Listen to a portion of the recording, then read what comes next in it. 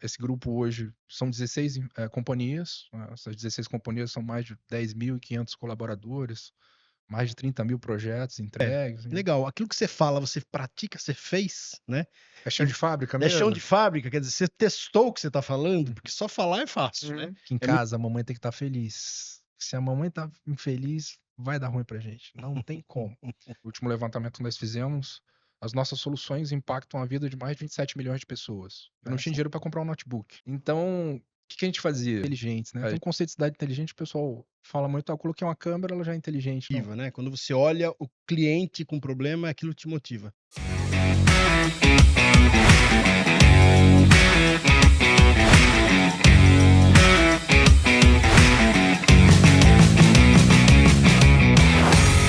Seja muito bem-vindo aos Executivos, o podcast que fala com você sobre executivos do mercado que muitas vezes não são conhecidos, mas que tem um conteúdo riquíssimo e que você pode aproveitar e tirar vários insights.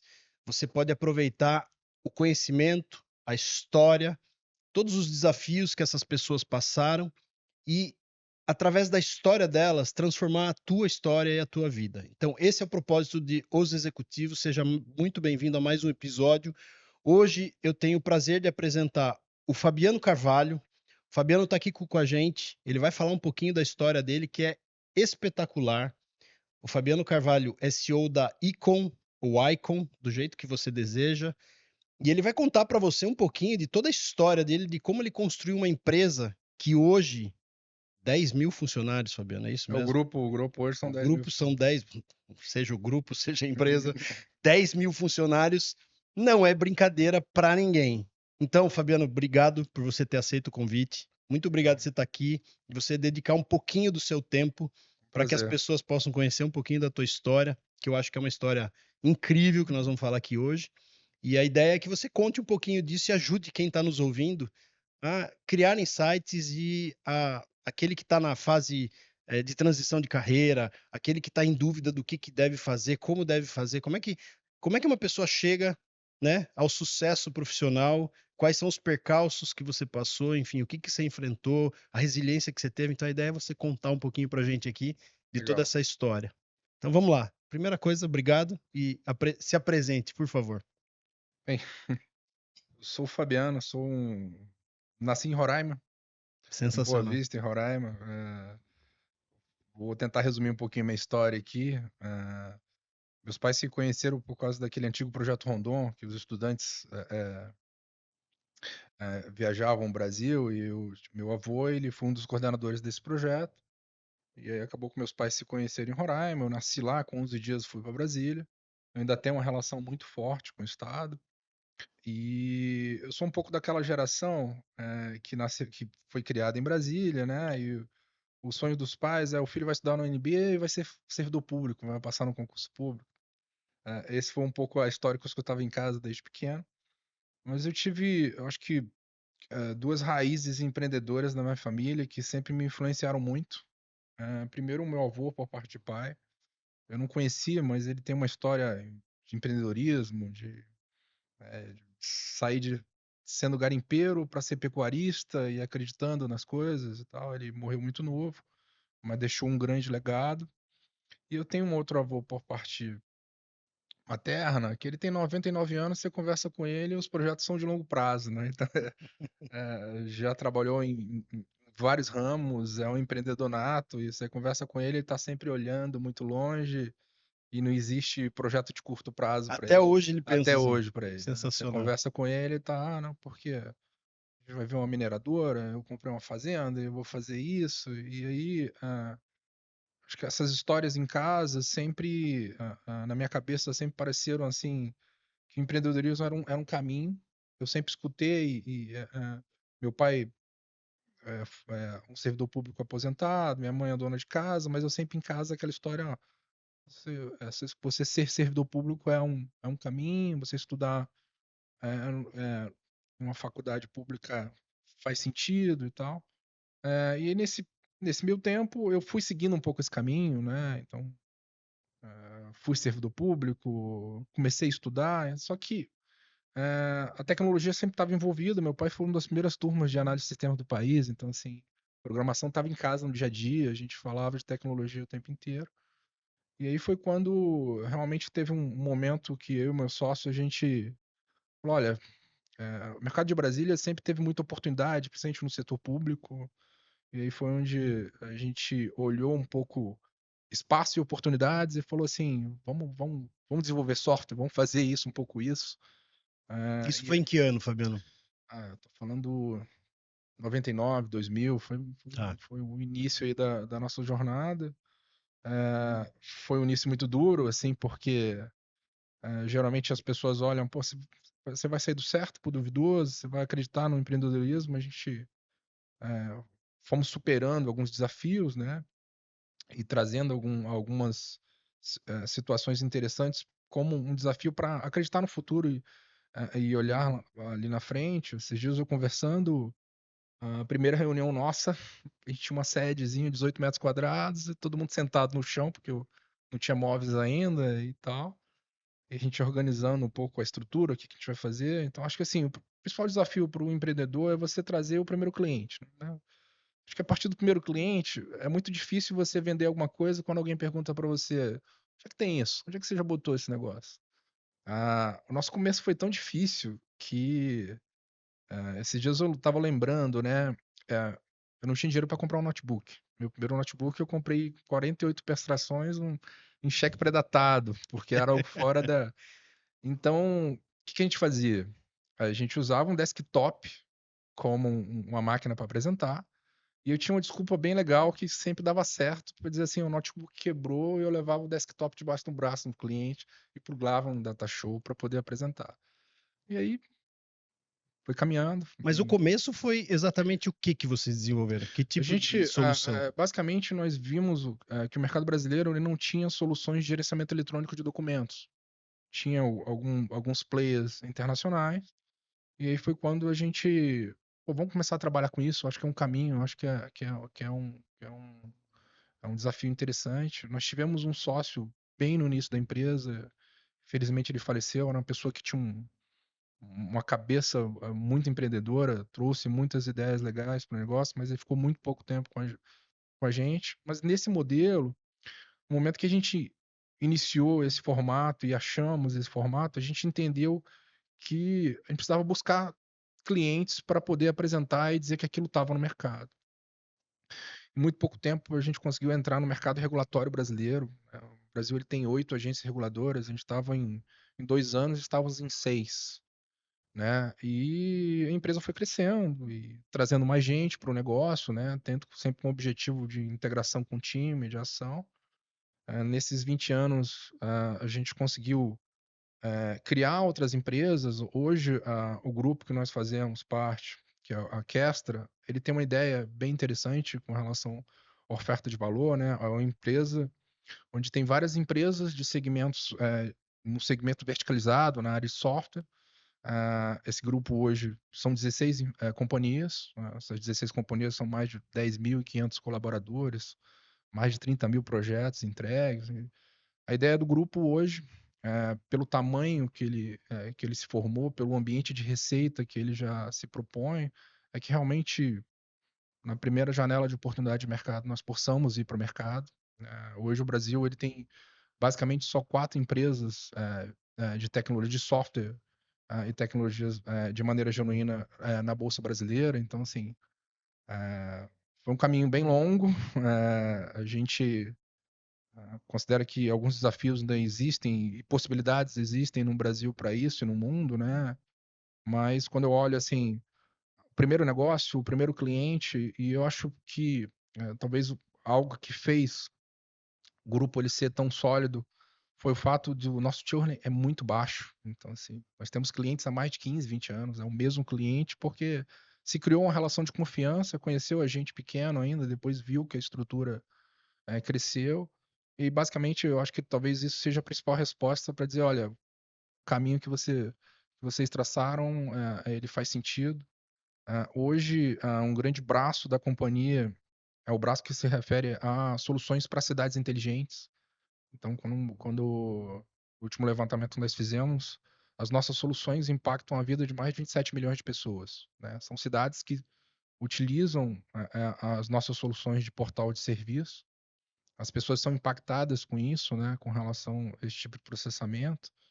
Mas enfim, tentei resumir aí Vocês começaram rapidamente. então com simples GED. Com simples O, gerenciamento o, eletrônico de pro- documentos. o produto inicial foi esse, desenvolver um GED, e com isso a empresa foi crescendo. Eu acho que o que foi bem desafiador foi assim, nós olhamos o GED como uma oportunidade e conseguimos de maneira muito colateral entender quais as oportunidades daquele tipo de serviço poderia ser ofertado para o cliente. Então, daí surgiu um braço de BPO de documentos, um braço só de software especialista nesse tipo de ação, o braço de portal de serviços e processamento, ele acaba tendo um universo muito grande, porque é possível se utilizar IA para interagir com o usuário final, é possível, enfim, e criando componentes para que esse tipo de relação, e principalmente de relação com a jornada do cliente, né? O que a gente percebe hoje é que muitos clientes eles têm uma preocupação em como sustentar os seus clientes, né, o seu mercado, mas como se construir uma jornada que seja mais simples, mais ágil, né? Antigamente, eh, a pandemia do Covid ela ajudou e ela potencializou algumas coisas, né? Principalmente com relação à digitalização dos processos, né? As pessoas antigamente estavam acostumadas ainda a utilizar um modelo físico para processar dados, processar informações ou até para solicitar qualquer ação, qualquer demanda de serviço. Hoje todo mundo quer um tablet, quer um celular, quer um ambiente mobile para se comunicar e para fazer. Então acho que assim, esse é um desafio que ainda está em pleno crescimento no Brasil, mas que em nível de oportunidade ainda existe. Vou citar um exemplo, né? O Brasil hoje possui aproximadamente mais de 600 cidades com uma população acima de 50 mil habitantes. Dessas cidades, somente 5% delas possuem os seus serviços digitalizados. Então, o tamanho do mercado É gigantesco. que o Brasil possui, quando se fala que cidades como essa representam quase um terço do PIB. Então, é algo muito representativo em nível de ação, né, em cidades pequenas, em cidades, tanto cidades pequenas ou médias, ou até em grandes cidades.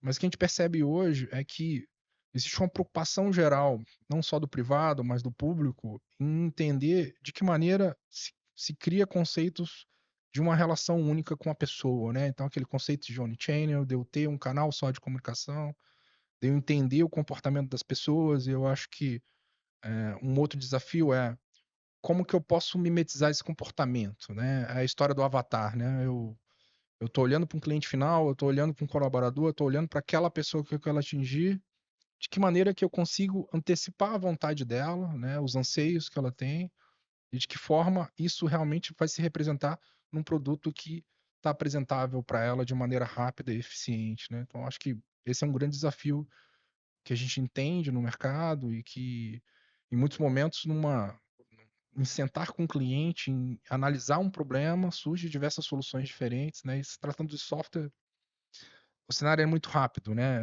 Às vezes uma tecnologia que hoje é a mais moderna, em 2 semanas ela já não existe mais, porque ficou obsoleta para uma outra que é extremamente mais performática, que tem uma capacidade maior de processamento. Então, acho que assim, o que a gente olha hoje no grupo é de que maneira que as tecnologias que nós abordamos, que aquilo que é um produto como um ambiente final, ele pode ser melhorado, né? Ele pode ser dimensionado e ele pode atingir mais pessoas em menos tempo, né? E esse hoje é um outro grande desafio quando se fala na capacidade de se criar cidades inteligentes, né? Tem um conceito de cidade inteligente, o pessoal fala muito, eu coloquei uma câmera, ela já é inteligente. Não. A câmera hoje já é algo muito básico, né? Então, a inteligência ela vai além, né? Eu consigo processar imagem, eu consigo varrer dados, eu consigo fazer um OCR, eu consigo entender o comportamento de alguém, porque eu estou projetando dados e informações de maneira que o Analytics ele possa ser usado em sua plenitude. Né? Estava conversando aqui um pouco sobre o quanto a estatística ainda tem espaço para crescimento no Brasil, né? Então, assim, hoje o que eu percebo é que o Brasil ele produz muita informação, mas essa informação ela não está disponível para as pessoas e as ferramentas que processam informações elas não são democratizadas. Então, assim, esse espaço, eu acredito que, primeiro, o volume de startups, de soluções novas que estão sendo criadas é bem surpreendente. Né? Isso acontece porque existe espaço para isso. O mercado, ele acaba tendo um ambiente de expansão muito absoluto para isso, né? A própria tese da Kestra, ela vem ao encontro disso, né? Nós criamos essa companhia com poder de capacidade de crescimento e principalmente em companhias que elas são, de alguma maneira, muito representativas em cada segmento, né, que elas representam, de que maneira isso pode estender para uma estrutura de mercado mesmo.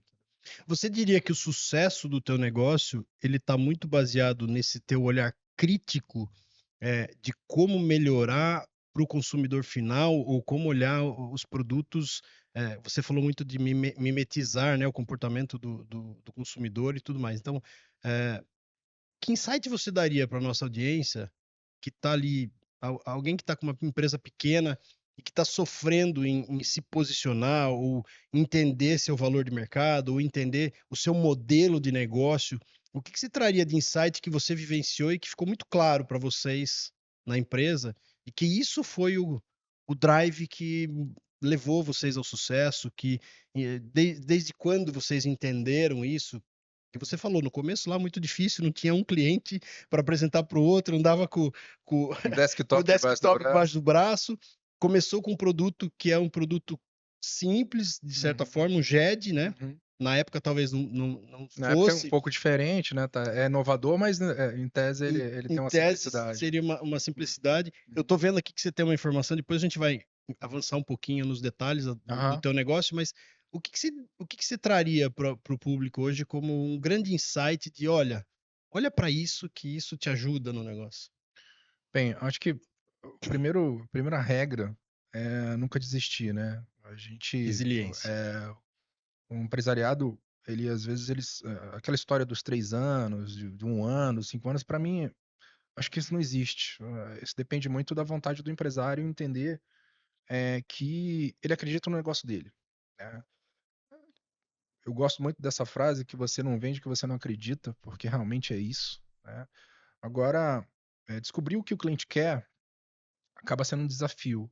Mas, se você consegue construir o teu produto e construir a tua oferta dentro de um arcabouço que o cliente confia naquilo que você está falando, né? Então, assim, a propriedade, a segurança, o universo de não só passar para o cliente as mil maravilhas, né? Olha, isso daqui que tô te ofertando, te vendendo, vai resolver 100% dos problemas? Não vai. Eu digo que hoje a maioria dos clientes que são duradouros dentro de um ambiente de desenvolvimento do negócio, eles só são duradouros porque você viveu problemas com esses clientes, né? Em tecnologia não é uma ciência exata. Essa história que é exata também não funciona muito bem, porque os fatores externos eles são diversos e acontecem o tempo inteiro. Mas eu acho que é o seguinte, o modelo que você constrói, que você acredita e que você vive os problemas daquele modelo junto com o cliente, fazem você virar o teu produto, né. Então, a grande maioria dos clientes que acreditam no teu trabalho, no teu produto, eles acreditam porque o teu produto ele passou pela tempestade, pela bonança com ele da mesma maneira, se comportando da mesma forma, né.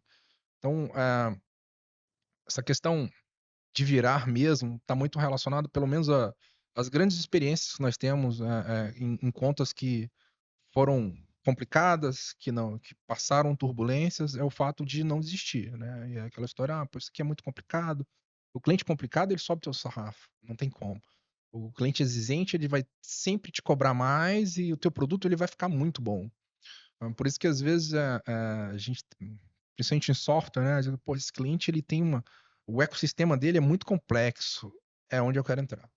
É onde eu falo: "É aquele cara ali que vai todo mundo com a faca na caveira e vamos resolver aquilo dali, porque se eu resolver aquilo dali, o resto vai ser muito simples, né". Então, assim, essa resiliência e esse foco em acreditar em que você está fazendo, né, o que a empresa, né, eu sempre falo que vestir a camisa é algo muito difícil, para qualquer pessoa que está entrando numa empresa de tecnologia. Primeiro que a gente tem, em tecnologia, muito professor de Deus, né. Então a turma estuda um pouquinho, adquire um conhecimento absoluto, você vai falar com ele, ele sabe de tudo, ele entende de tudo.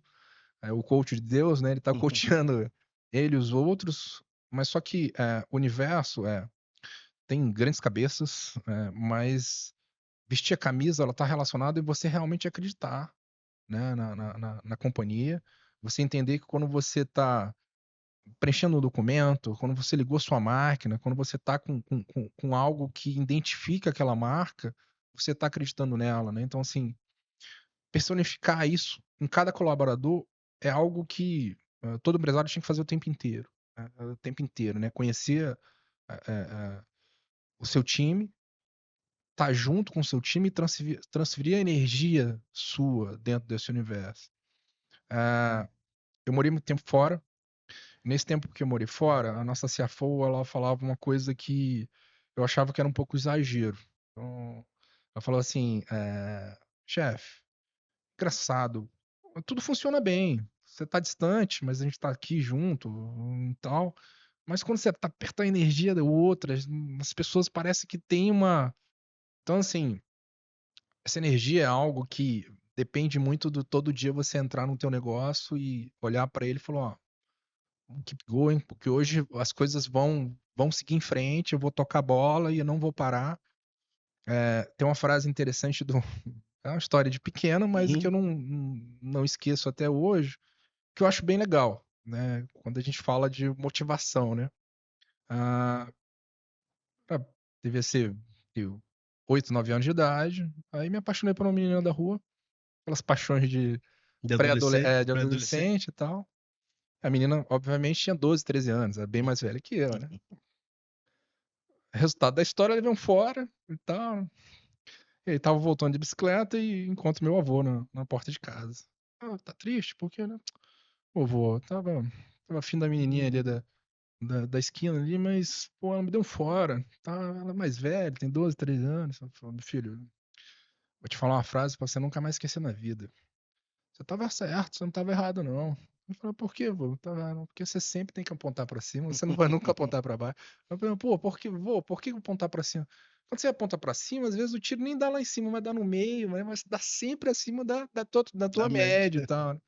Eu falo assim, eu acho que essa perseverança e a gente sempre olhar pra cima é algo muito importante em qualquer negócio, entendeu. Assim, eu, às vezes, quando eu encontro meu time com desafio, desmotivado por algo, eh, você dizer que o time é bom, que acredita nele, legal, é algo que incentiva, né, mas assim, eu vou às vezes muito além, né, vocês são foda, porque vocês resolveram o problema, vocês estão olhando um desafio de maneira direcionada. Então essa energia nossa, às vezes consome muito o empresariado, né, Uhum. porque todo dia você tá no nível energético para todo dia chegar, virando as coisas, não é muito fácil, mas é o teu propósito, né. Então sempre falo, o propósito, quando você tem um propósito, você acredita, aquilo te faz bem, né. Você chega no lugar e aí a tua energia vai fluindo, as pessoas entendem e elas se movimentam naturalmente disso.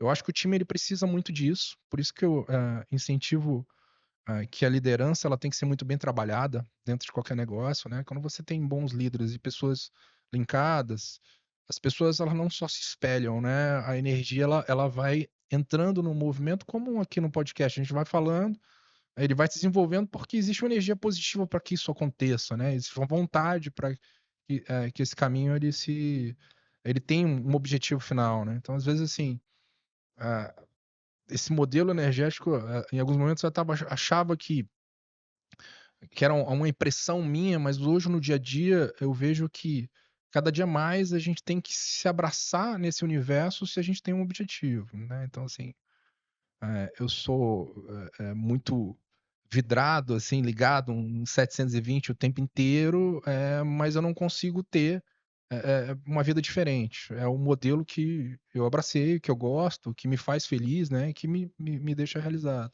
Fabiano, deixa eu concentrar num ponto aqui. Você disse muito sobre a questão da energia que você gera para o time, mas você ao mesmo tempo disse que o problema é o que te motiva, né? Quando você olha o cliente com problema, aquilo te motiva.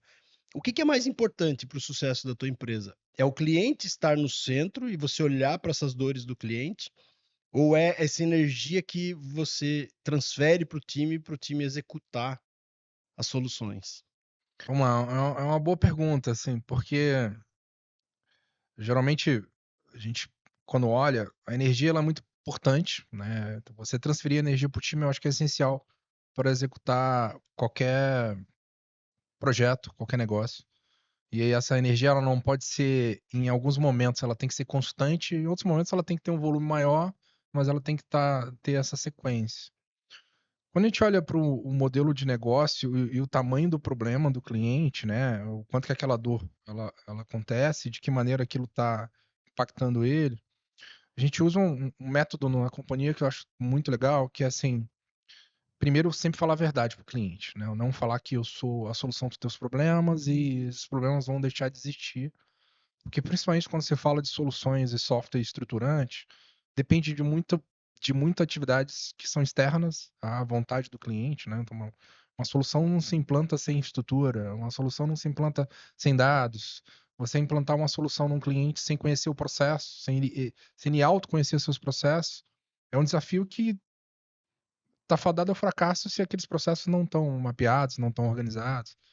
Então, estabelecer uma relação de confiança, eu acho que depende muito da clareza da informação que você passa para o seu cliente. Então, e a clareza em alguns momentos nem é sempre aquilo que ele quer ouvir, né? Então, olha, existe um problema, mas ele não vai ser resolvido 100%. A gente vai resolver um pedacinho dele. E é isso. Esse pedacinho já é uma conquista muito grande, para que você consiga estabelecer um melhor desempenho no seu negócio e assim por diante. É, na grande maioria dos clientes, quando isso acontece, é uma virada de chave. Ele passa a entender, pô, esses caras eles estão sendo sinceros e, ao mesmo tempo, eles estão me ajudando.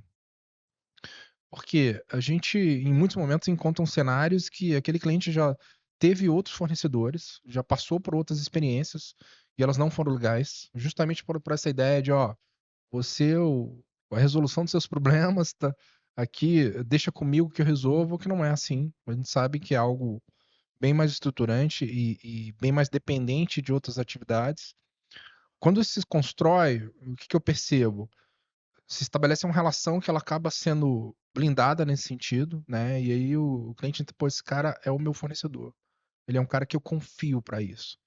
Por isso que grande parte dos outros leads são gerados por um cliente indicando o outro, né? Falando, pô, nesse segmento aqui, essa companhia resolveu o que eu precisava, né, e o modelo de negócio deles acaba sendo surpreendente. Então, acho que assim, a composição desses dois fatores é um segredo para que ah, você tenha realmente um ambiente de sucesso nesse tipo de negócio. Primeiro, porque também o fracasso ele é muito próximo, né? Então, assim, é, como os clientes, principalmente os clientes em cada verticais, eles se conversam, né? Ele é um mercado que os executivos eles estão sempre participando de eventos, de cenários de trocas de experiências. Você, quando tem uma experiência ruim, aquilo acaba gerando um efeito cascata em outros clientes ou não. Então, eu acho assim, o principal desafio é você ter essa relação de confiança, estabelecer essa relação para que ela seja duradoura e que basicamente você tenha um cliente que possa vender o teu produto só comentando sobre aquele projeto, sobre aquele desafio com algum outro cliente, né? Eu acho que estabelecendo isso é um caminho interessante. Mas eu acho que eu entendi, então, peraí. O Fabiano, ele, a fonte de energia dele é o problema do cliente. Ele vai no cliente, ele entende esse problema e aquilo vira motivação para ele e essa Com certeza. motivação vira energia que você joga para dentro da companhia e diz, vamos lá resolver o problema. Bora. Então você põe o cliente no centro, entende a dor desse cliente, essa dor vira para você energia para motivar o teu time para resolver. Então você é um cara movido a problema. Eu adoro um problema.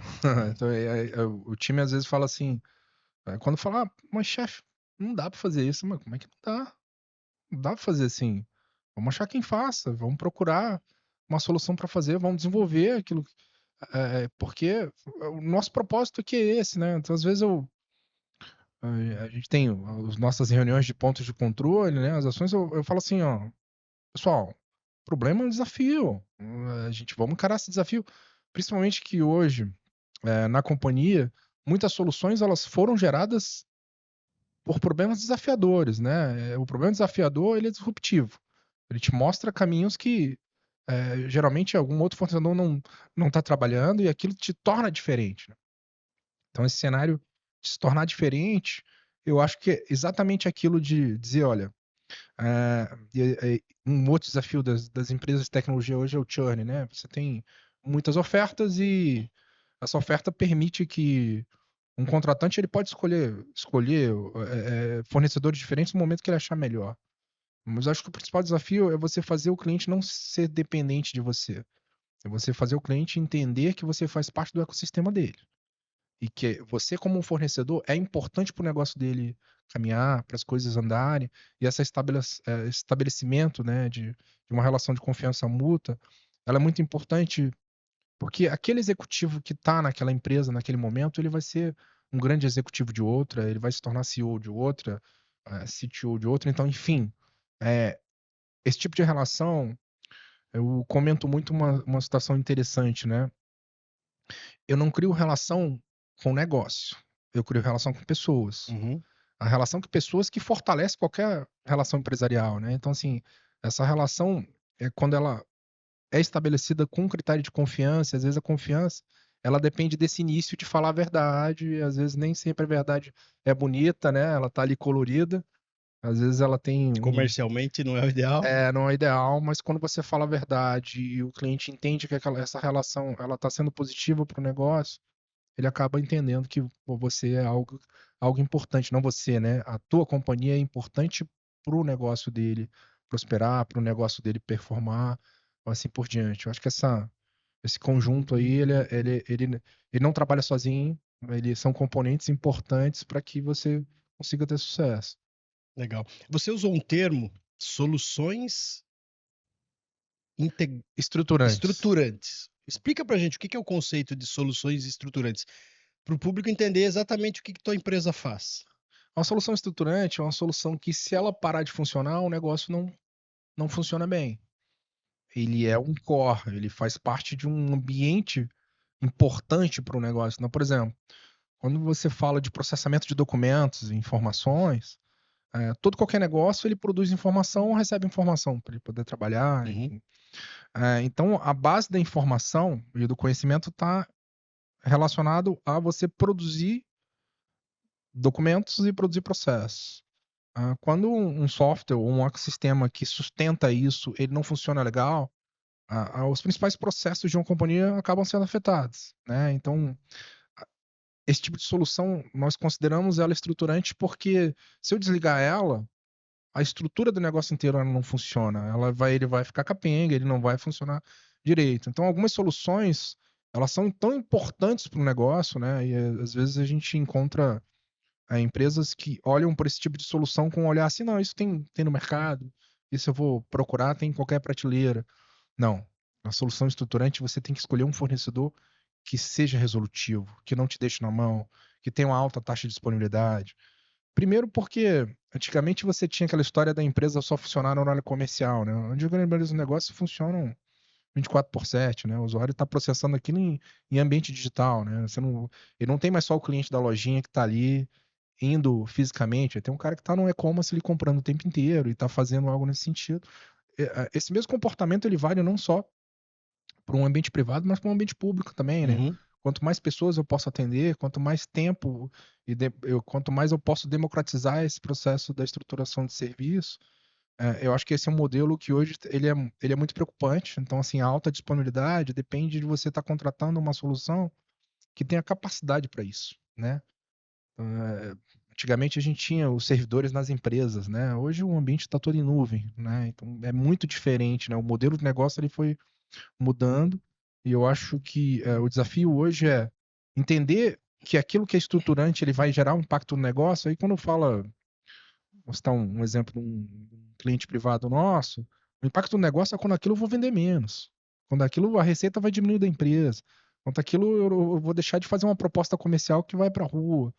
Então, literalmente, quando se desenha um modelo nesse sentido e mostra uma dependência disso, é algo que o gestor ele tem que se preocupar, ele tem que falar: "Se é estruturante, eu preciso olhar diferente, eu tenho que gastar mais com isso, ou eu tenho que gastar um tempo maior para isso, porque isso impacta no meu negócio", né. Às vezes, aquele cenário de só cortar custos, ele tem que ser muito bem estudado, né. Então, assim, você cortar custo em software é algo importante, mas naquilo que é estruturante é muito importante eu fazer uma releitura e entender o comportamento daquilo. Algumas empresas hoje elas fazem isso com um processo de simular cenários, né? Como que seria um cenário com esse produto ou sem esse produto e de que maneira que a empresa funcionaria. Eu sempre falo o seguinte, um negócio para ele dar certo, ele tem que ter processo, né? E às vezes alguns processos são extremamente simples, mas ele é um processo, né? Ele é um processo porque Uhum. se eu pegar uma outra pessoa com conhecimento mínimo daquele processo, ele vai conseguir terminar, né? Claro, eu posso pegar alguém com especialista no processo, ele vai terminar melhor? Vai. Mas se eu pegar uma outra pessoa, vai conseguir terminar também.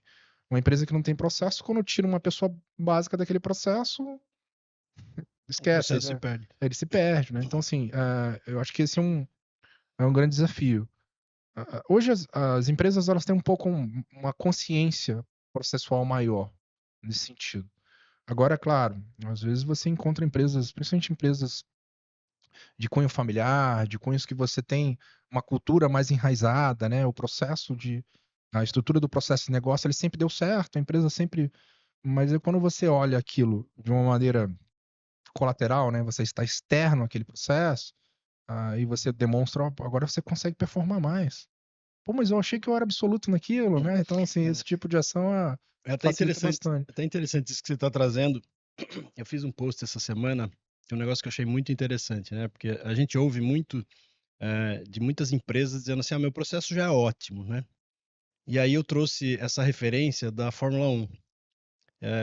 Eu postei um vídeo da comparação de 1990 para agora, né? Quanto evoluiu a simples troca de pneu. Gritante, Eles né? saíram de quase 9 segundos a troca de pneus, hoje, atualmente, deve estar em 1,5, 1,6 Nossa, segundos. Então, assim, quase 10 é vezes o mesmo mais, né? processo, É o mesmo é a processo. mesma coisa que é Uhum. feito, né? São trocar 4 pneus, Uhum. mas eles saíram de uma performance de 8 segundos, que na Fórmula 1 é uma diferença Que naquela abissal, época devia ser algo é surpreendente. surpreendente, para uma realidade de Uhum. 1,5 segundos. Quer dizer, então sempre o processo tem que melhorar, né? Não, e Deixa eu. o advento da tecnologia é isso, né? O exemplo que você criou da Fórmula 1. O que fez isso mudar? Não foi só a tecnologia, né? Foi conhecimento do processo, né? Processo.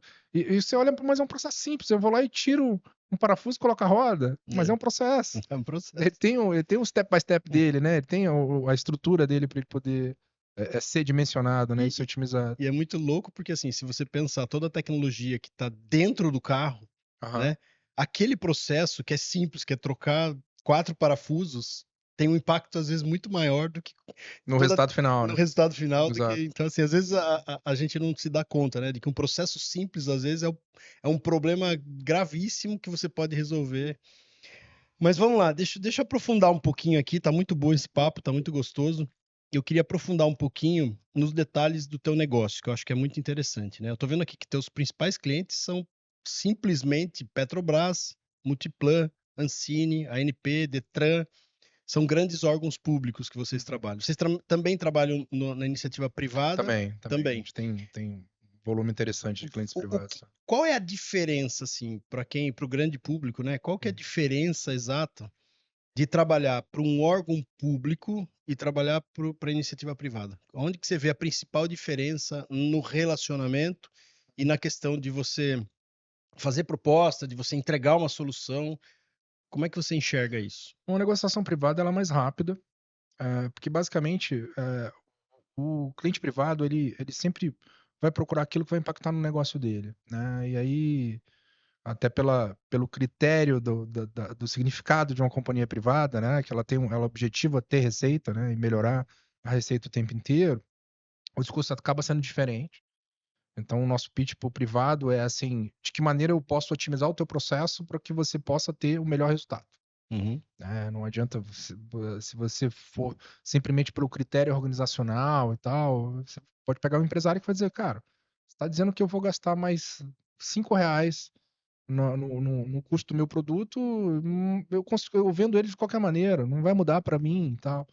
Então, o privado ele tem um desafio que é você mostrar de que maneira aquilo vai, e literalmente esse desafio ele tem que representar um melhor ganho para ele, né? ROI, no É final do. ROI, né? E aí A gente tem uma estratégia no privado que é sempre estar gerando ROI, né? Depois das implantações. O que você economizou de papel? O que você economizou de processo? O que você economizou de logística? De que maneira o teu processo que ele demorava X dias para ter um ambiente de desempenho? Um exemplo, a gente tem um cliente bancário que o desafio do cliente qual que era? É, processar informações de análise de crédito de maneira mais rápida.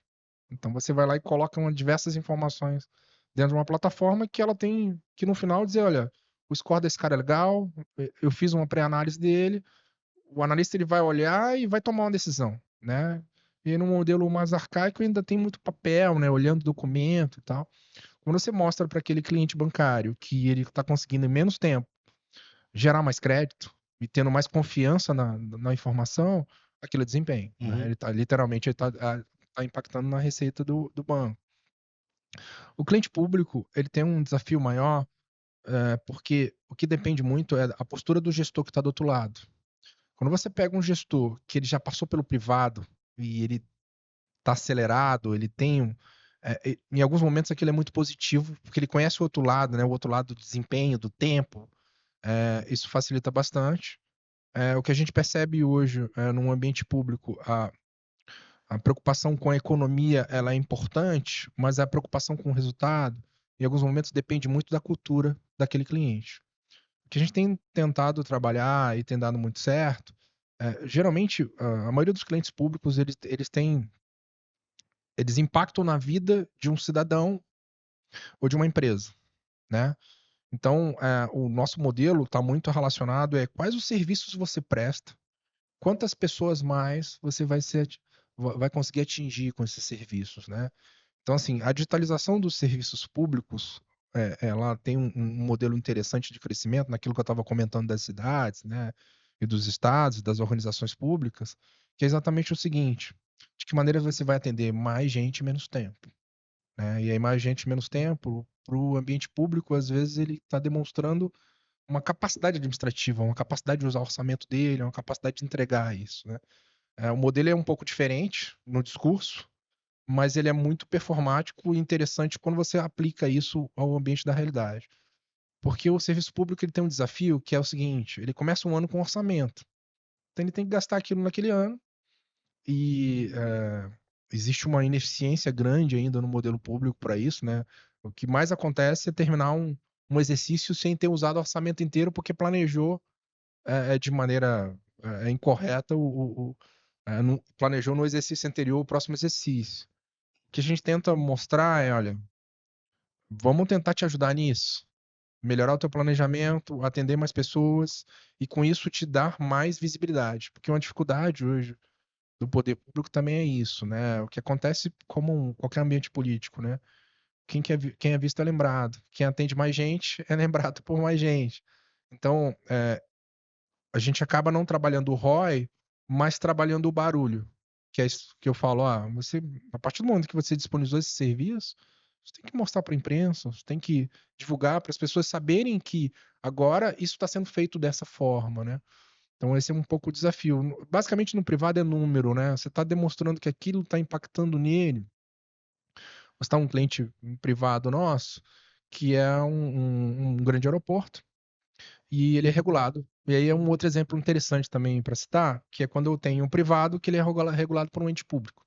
Quando ele é regulado, ele tem uma série de situações como um aeroporto, por exemplo, ele tem relatórios de pátio, situações de que o ambiente regulatório exige que ele faça de maneira recorrente e ele precisa fazer. E quando ele não faz, ele é multado em cima do faturamento dele. Então aquilo dói no bolso. Então o que ele precisa fazer? Ter um ambiente de governança, um ambiente de compliance, um ambiente que permita ele fazer aquilo com velocidade, né? E aí o discurso é outro. O impacto financeiro dele é porque ele precisa atender um ambiente regulatório. Então o que ele tem que fazer? Ter os processos é, totalmente mapeados, controlados e É para automatizados evitar um custo, na para verdade. evitar um custo. Não é Porque para às vezes diminuí-lo. assim, o desvio ele acontece de que maneira? Quando você não tem isso dentro de um processo de controle, e o controle ele acontece dessa forma porque existe uma obrigação de fazer, porque é um ambiente altamente regulado. Uhum. A gente tem um exemplo de alguns clientes na área de energia, eles são grandes clientes, eles são regulados. E aí, nesse ambiente de regulação, o que eles precisam? de uma maneira muito rápida e eficiente, responder à agência reguladora, né? E aí, o exemplo de uma empresa de energia, né? Um usuário de energia, você tem dias para respondê-lo, você tem a agência, ela regula, e esse mercado tem prazos para isso. Quando esse cliente tem uma capacidade para ter esse nível de resposta, aquilo é eficiente para ele, porque ele não está sendo multado, ele está mostrando uma qualidade de serviço e, ao mesmo tempo, ele está atendendo um ambiente regulatório. Então, o processo de regulação no Brasil, ele ajuda muito nesse sentido, porque o objetivo dele é tornar os serviços públicos melhores, né? Ele é um pouco diferente dos Estados Unidos, que tem um modelo que eu gosto muito, que eu acho legal, que é um modelo de você ter diversas agências reguladoras, né? E esse modelo lá a agência reguladora, ela se preocupa somente em regular, mas todos os serviços são executados por um ente privado. Então ela contrata os entes privados para prestar o Sim. serviço, né? Inclusive a Receita Federal nos Estados Unidos é um ente Exatamente. privado. Então, assim, é claro, extremamente regulado, Uhum, sim. mas você tem, primeiro, uma potencialização do ambiente privado para esse tipo de prestação, e o servidor público ele se preocupa em ser um analista de negócio. Ele está analisando o negócio que ele contratou alguém para fazer. Ah, isso acaba sendo bem interessante, porque você tem um universo interessante nesse sentido para poder estruturar e uma capacidade de atendimento. Imagina se no Brasil nós tivéssemos diversas ações públicas. E aí, tudo bem, tem PPP, tem uma série de iniciativas que vão potencializar isso, mas eu acho que isso ainda está muito distante de um cenário ideal. Imagina que você tivesse a grande maioria dos serviços públicos sendo executados por um ambiente privado e sendo altamente regulados. A gente teria uma capacidade de execução bem maior, Bem porque é maior. natural isso, né? Mais Não é? eficiência e tal. Aí eu falo, quando eu estou conversando com agente público, não é por conta da ineficiência pública, é por conta de gente mesmo. Uhum. Eu estou usando o privado e eu estou tarifando o privado para isso, né? Esse modelo americano ele deu muito certo. E ele deu certo num nível que, às vezes, é até surpreendente a quantidade de pessoas que eles conseguem atender, né? E o volume que eles conseguem fomentar de tecnologias para esse tipo de desafio, né? Lá eles têm modelos que eu acho interessante. Quando eles encontram um desafio público, é um outro processo de licitação lá, de seleção privada, mas basicamente eles querem que empresas se candidatem para poder fornecer aquele produto e o governo ele fomenta para ver quem desenvolve o melhor produto. No final daquilo, eu tenho vários produtos que vão atender outros governos, outras situações. Eu acho que esse modelo facilita bastante. Eu acho que talvez agora com a nova lei de licitações teve algumas mudanças representativas que em alguns pontos ajudam um pouco nesse tipo de modelo, mas acho que tem muito para crescer ainda. Eu acho que é um desafio aí em estruturar isso no Brasil. Então. Legal. Eu quero falar um pouco agora do Fabiano. A gente falou bastante do teu negócio, deu para entender, assim, eu fiz uma correlação do teu negócio com, até para o público poder entender um pouquinho, me corrija se eu estiver errado, mas uma correlação de que você desenvolve soluções como RPs que tem prontos no mercado, você desenvolve isso customizado para diversas áreas e clientes, é isso? Uhum. Mais ou menos isso. O nosso foco maior é a gestão de processos e documentos, Legal. que é o carro-chefe, né? E nós temos diversos serviços estruturados, né? Claro que dentro do grupo, da companhia, nós temos empresas de telecom, Uhum. vários outros segmentos, né? Mas o foco principal é esse. Aí no mercado de telecom tem um universo muito grande de soluções para smart cities, né? Então tudo que envolva monitoramento, gestão, Tá, até monitoramento de tráfego, enfim, tá. está relacionado nesse tipo de oferta. Uma parte bem extensa ali em BPO de documentos, né? Processamento tanto de documentos físicos quanto digitais. Eu vi aqui, Tá? inclusive, que vocês têm mais arquivistas que o Arquivo Nacional. A gente, esses dias, há um pouco tempo atrás, foi feita uma pesquisa em números, né? E aí a Universidade de Brasília fez uma pesquisa. Nós éramos a companhia privada com o maior volume de arquivistas no quadro. Por quê? Nós trabalhamos com documentos. Então, o arquivista é uma profissão muito importante, porque ele se preocupa com a documentação, né? Com o arquivo em si. Tanto nos Estados Unidos, o nome é até um pouco diferente, eles chamam de Record Manager. É o cara que controla a informação, porque quando a gente fala arquivologia, as pessoas pensam que é aquela pessoa que vai mexer na caixa, que vai mexer no Eu arquivo, achei né? que nem existia essa profissão, É, mas... a arquivologia hoje ela está num universo um pouco mais absoluto, que ela se preocupa com os documentos digitais, né? Ela Tá. que vai gerenciar as pastas, a estrutura da informação. E aí, como grande parte dos nossos produtos está relacionado a esse tipo de oferta, o que nós fizemos? Nós contratamos arquivistas, eh, transferimos conhecimento em tecnologia, alguns até estudaram tecnologia depois que entraram na empresa, para que eles consigam falar com muita propriedade de soluções para isso, né? E aí virou um core muito importante dentro do negócio. A minha formação é tecnologia e administração, mas eu brinco que eu sou arquivista por osmose, né? Tão próximo ali que a arquivologia ela tem muito isso no core também. Mas enfim, é algo bem interessante e uma área. Nós temos uma área da empresa que é justamente a área de consultorias, né, e produção de instrumentos de gestão. Esse time, ele é o tempo inteiro envolvido em processos, né? Então, quando a gente fala de BPMN 2.0, situações que envolvam olhar o ambiente de negócio e traçar uma fotografia daquilo para como que aquilo possa ser automatizado, é algo que a equipe consegue fazer e como que a gente consegue estudar um Desculpa, pouco. quantos arquivistas vocês têm? A gente tem hoje mais de 30 pessoas com formação em arquivologia. Para uma Sensacional. companhia privada É bastante é gente. bastante, é algo. Sensacional. Bom, vamos contar um pouquinho de você e como é que toda a tua história impactou o teu negócio e vice-versa. Você morou nos Estados Unidos, né? Uhum. Por 7 anos, você esteve na Flórida. O que que isso trouxe de insight para você? O que que isso trouxe de diferencial que você aplicou no teu negócio cresceu exponencialmente? Acho que essa fase nos Estados Unidos ela foi muito importante para mim, primeiro para sair um pouco da casinha, né? A Uhum, gente tá um pouco num ambiente confortável e eu acho que primeiro os Estados Unidos ele é um celeiro de muita tecnologia. Ah, morava numa cidade chamada Boca Raton ali próximo de Miami. Ela tem uma característica interessante porque ele foi o primeiro quartel-general da IBM, teve uma estrutura grande lá. Mas era uma cidade que eu tinha muito acesso a outros executivos de muitas empresas americanas nesse modelo de negócio.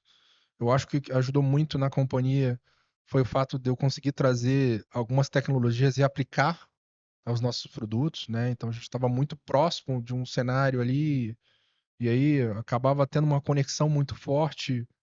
E aí, quando a gente fala um pouquinho de Vale do Silício, da estrutura lá, do ambiente daquilo que é produzido na Califórnia, no modelo americano, aquilo está em todos os estados americanos, né? Mas, assim, eu acho que a gente pensar um pouco esse modelo, e aí, hoje está muito em moda as inteligências artificiais, né? O ambiente de trabalhar com IA.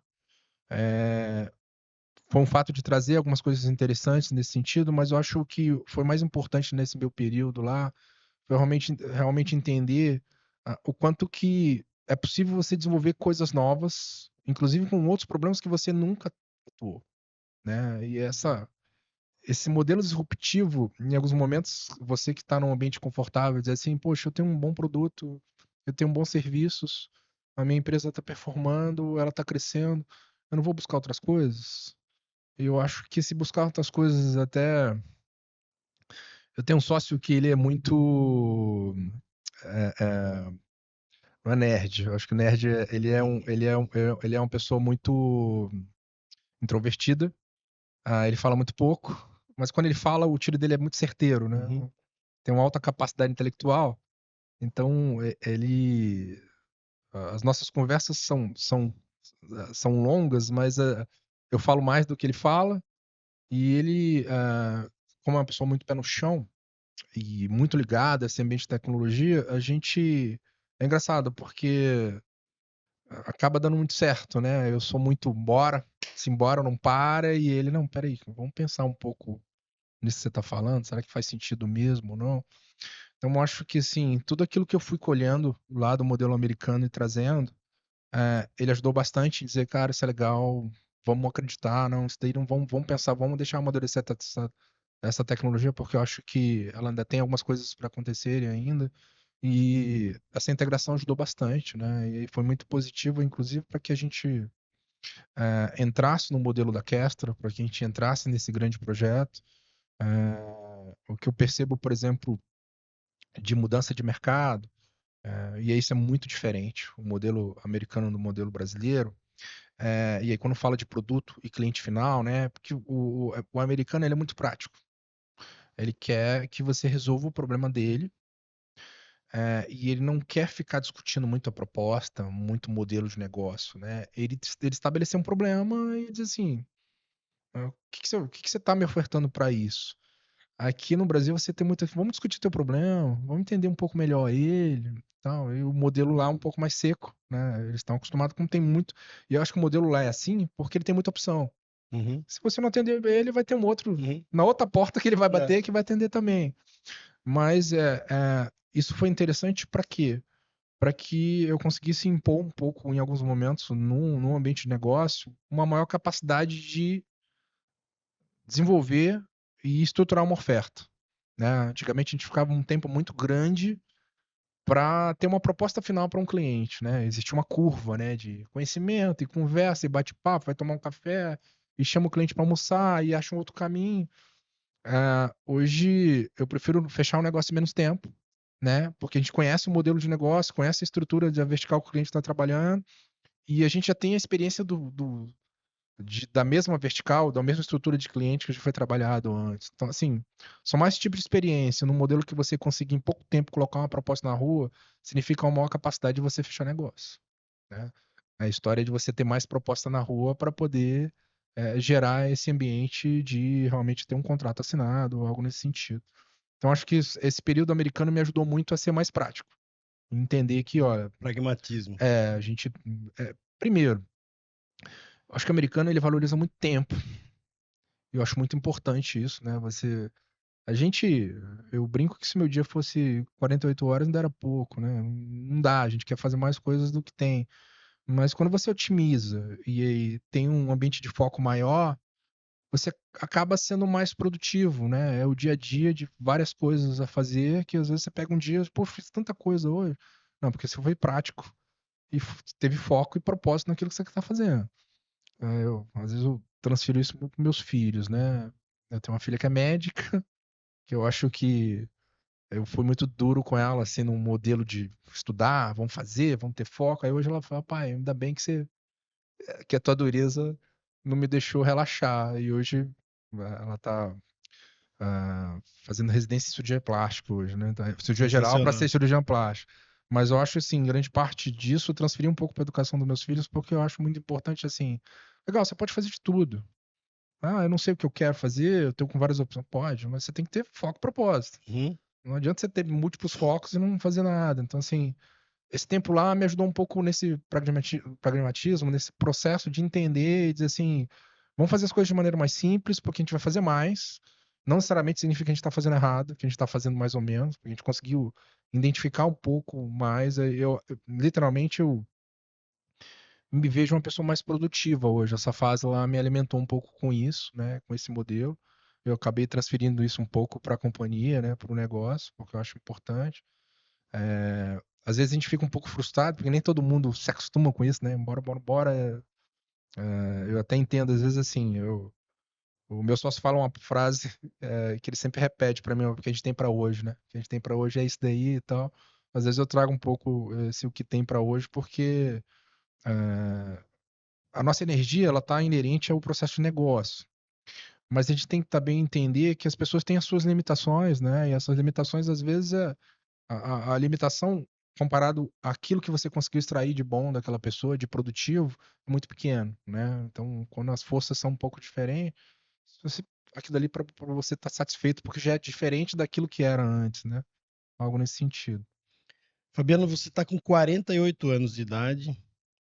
Você 47, vou fazer 48 agora. vai fazer 48 quando? Assim, foi agora em maio do ano que vem, então Maio do ano falta que vem. pouco. Então você está com 47 e você tem uma empresa que impacta milhões de pessoas, 27 milhões de pessoas, tem 16 empresas no grupo, mais de 10 mil colaboradores.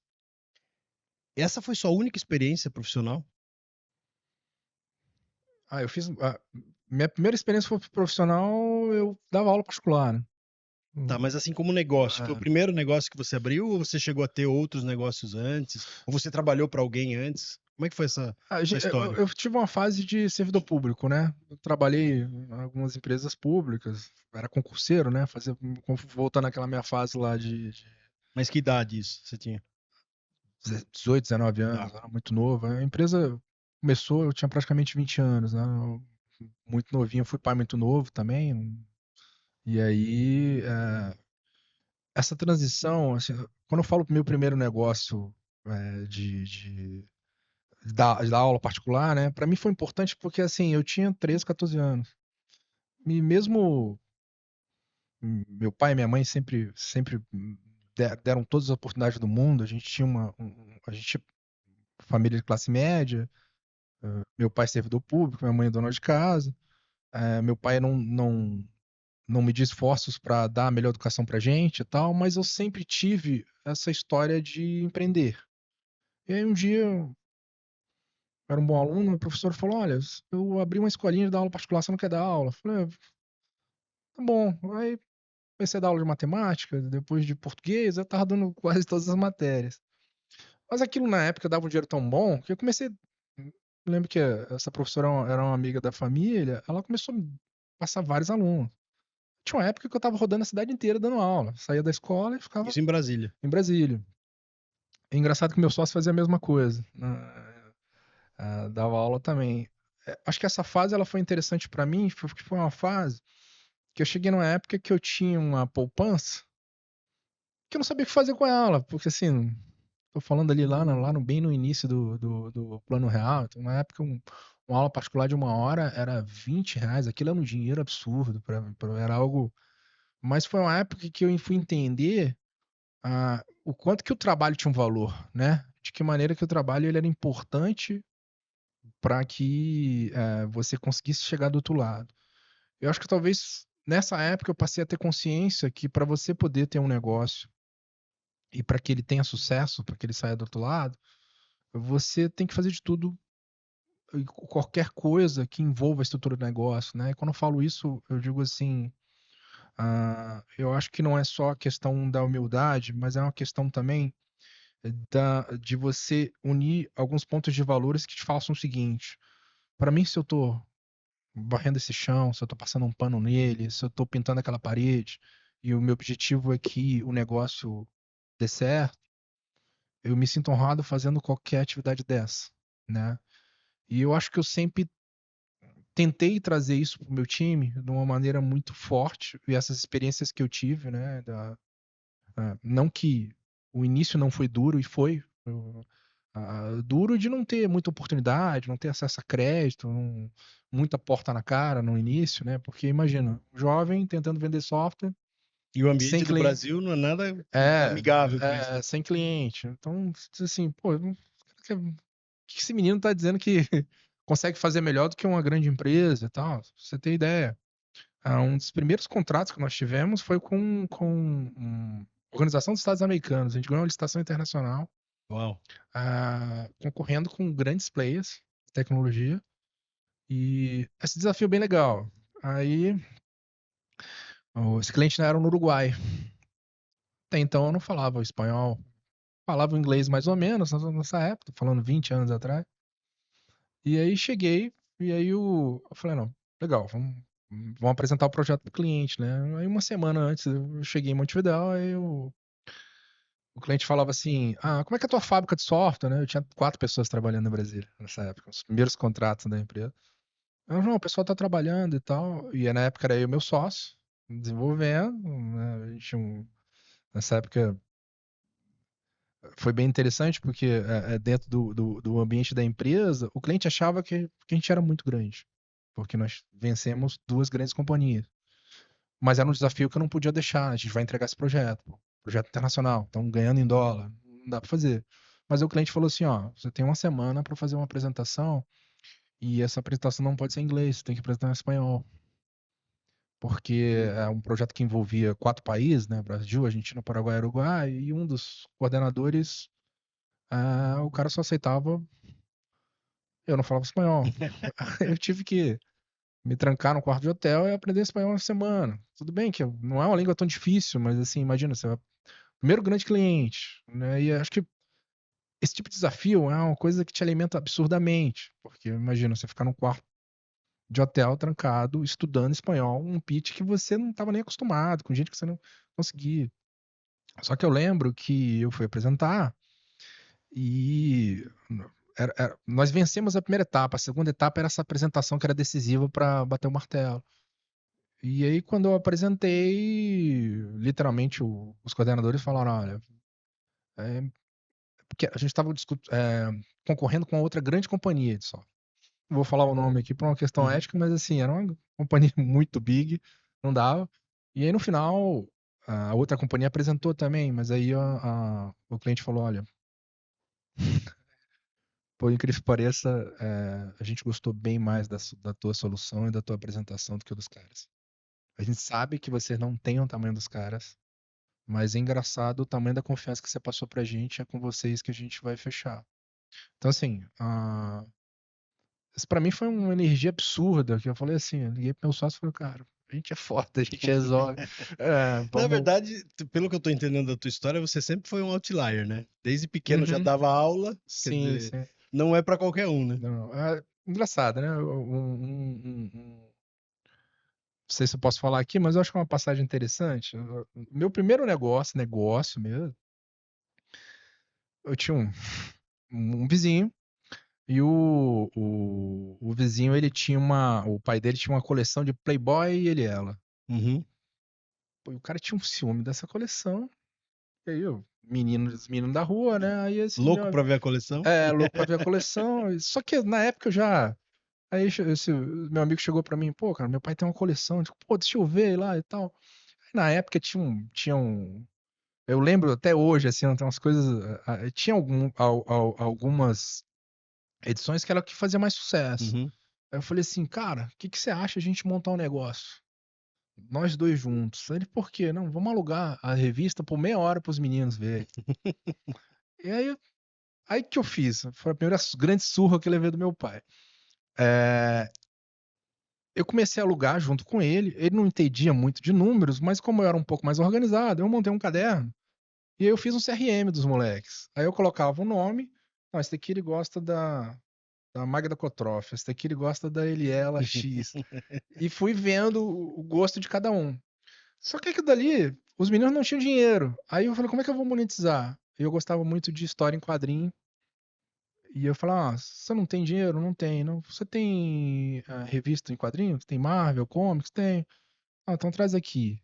Porque a revista em quadrinho eu levava na banca pra trocar por dinheiro ou trocar por outra revista. Então, Monetizou. eu monetizei. Só que aconteceu o seguinte, o negócio deu tão certo que em 3, 4 meses a rua inteira estava endividada comigo. Os caras E você usando o ativo do pai dele. jornal ativo do pai dele. Aí um dia tinha tinha um credor na rua que ele tava muito endividado, o menino. E aí eu sempre cobrava ele, pô, cadê minha revista lá e tal? Eu não sei o que ele fez, que ele foi lá e falou pro pai dele. O pai dele contou pro meu pai. Aí um dia eu cheguei em casa, meu pai já tava sabendo, né? E aquela criação dura e tal. Mas só que assim, na época ele bateu um pouco de cinto lá e tal, aqueles corretivos normais de pai, de sempre, né? Só que depois eu peguei ele rindo que ele achou meu caderno. E meu caderno tinha o nome de todos os meninos, a conta caixa de cada um. Sensacional. E aí, até hoje ele lembra um pouco dessa ideia, mas eu até falo, eu acho que foi a primeira vez que eu empreendi, né? Eu tive uma possibilidade, o cara tinha um ativo bom, que era ativo do pai. E aí depois o próprio pai, o pai dele depois com o tempo descobriu, ria dessa situação, mas acho que desde pequeno eu tinha essa história de eu gosto de empreender, eu gosto de procurar alguma coisa para vender para alguém, né? De estruturar um produto e tal. Mas de onde veio isso, Fabiano? Porque seus pais não eram empreendedores, certo? Não, meu pai tem teve um negócio durante um certo tempo, mas a vida profissional do meu pai sempre foi de servidor público, ele sempre foi da área de tecnologia, Uhum. se aposentou na presidência da República, sempre foi um profissional de muito sucesso nessa área. Eu imagino que veio assim, pela história que eu escuto e pela questão familiar mesmo, o meu avô por parte de pai, e tanto o meu avô materno também, veia dele sempre foi muito empreendedora, né? Então, Empreendedores. um exemplo, eu tenho uma fazenda hoje que é o nome da fazenda que era do meu avô, que eu lembro dele o tempo inteiro, é alguém que eu não tive a oportunidade de conhecer, mas as histórias que a minha avó conta, que eu escuto da família, era de alguém assim, ó. Vou contar rapidamente a história do meu avô. Meu avô é cearense, E aí, um dia ele escutou uma história que estava tendo um garimpo no interior de Goiás. E muito adolescente ainda, ele saiu do Ceará e foi ser garimpeiro lá. E lá ele escutou uma história que tinha uma serra. Uma serra que fica perto do Monte Roraima, lá chamada Serra do Tepequém, em Roraima. E ele foi para esse garimpo e lá ele garimpou por 11 anos. Uau. E depois de 11 anos, perseverante, tá, ele achou uma pedra, e dessa pedra ele comprou uma fazenda, ele comprou uma outra fazenda, Sensacional. e foi viver a vida dele. Aí ele acabou vivendo pouco tempo, teve um problema renal, naquela época não tinha transplante, essas Uhum. coisas. Mas assim, a pessoa ficar 11 anos, todo dia indo Meu lá, Deus. voltando sem nada, até um dia para achar uma pedra para poder sair, eu acho que tem que ser muito perseverante, tem que ter muita energia dentro desse processo, né? E aí eu escuto as histórias deles, assim, ele já era uma pessoa de visão na época, já, O pai do seu pai. o pai do meu pai. Então, na época, quando ele faleceu, ele tinha um rebanho de gado muito representativo para aquela época, para Uhum. alguém da idade dele. E era uma pessoa que sempre pensava muito para frente, muito em ver as oportunidades e tal. Então, acho que, assim, de alguma maneira, eu herdei um pouquinho isso dele, né? E eu acho que um outro ponto muito positivo também, eu acho que foi não só a educação, mas o carinho, as oportunidades que meus pais me deram, assim, né, de sempre, não, prioriza os estudos, foca nisso. Acho que ah, acaba sendo tudo uma conjunção de valores, né? É claro que quando você utiliza esses valores dentro de um ambiente próprio, eu sempre falo assim, né? Eu sou um cara que não consigo fazer terapia, não consigo, meu, eu não, para mim, o relaxar é estar trabalhando, é estar Uhum. no ambiente do dia a dia. Então, às vezes a minha esposa fala assim, ah, pô, tem que relaxar um pouco e tal, né? Ela é uma pessoa muito importante nessa minha trajetória, porque me ajudou demais, sempre esteve próximo e sempre esteve aguentando todas as barras junto, né? E vendo todas as minhas loucuras de acreditar. E ela tem um espírito também muito empreendedor, ela é advogada, tem um escritório de advocacia com bastante sucesso também, e tá sempre olhando muito para frente, é uma pessoa muito importante nessa construção.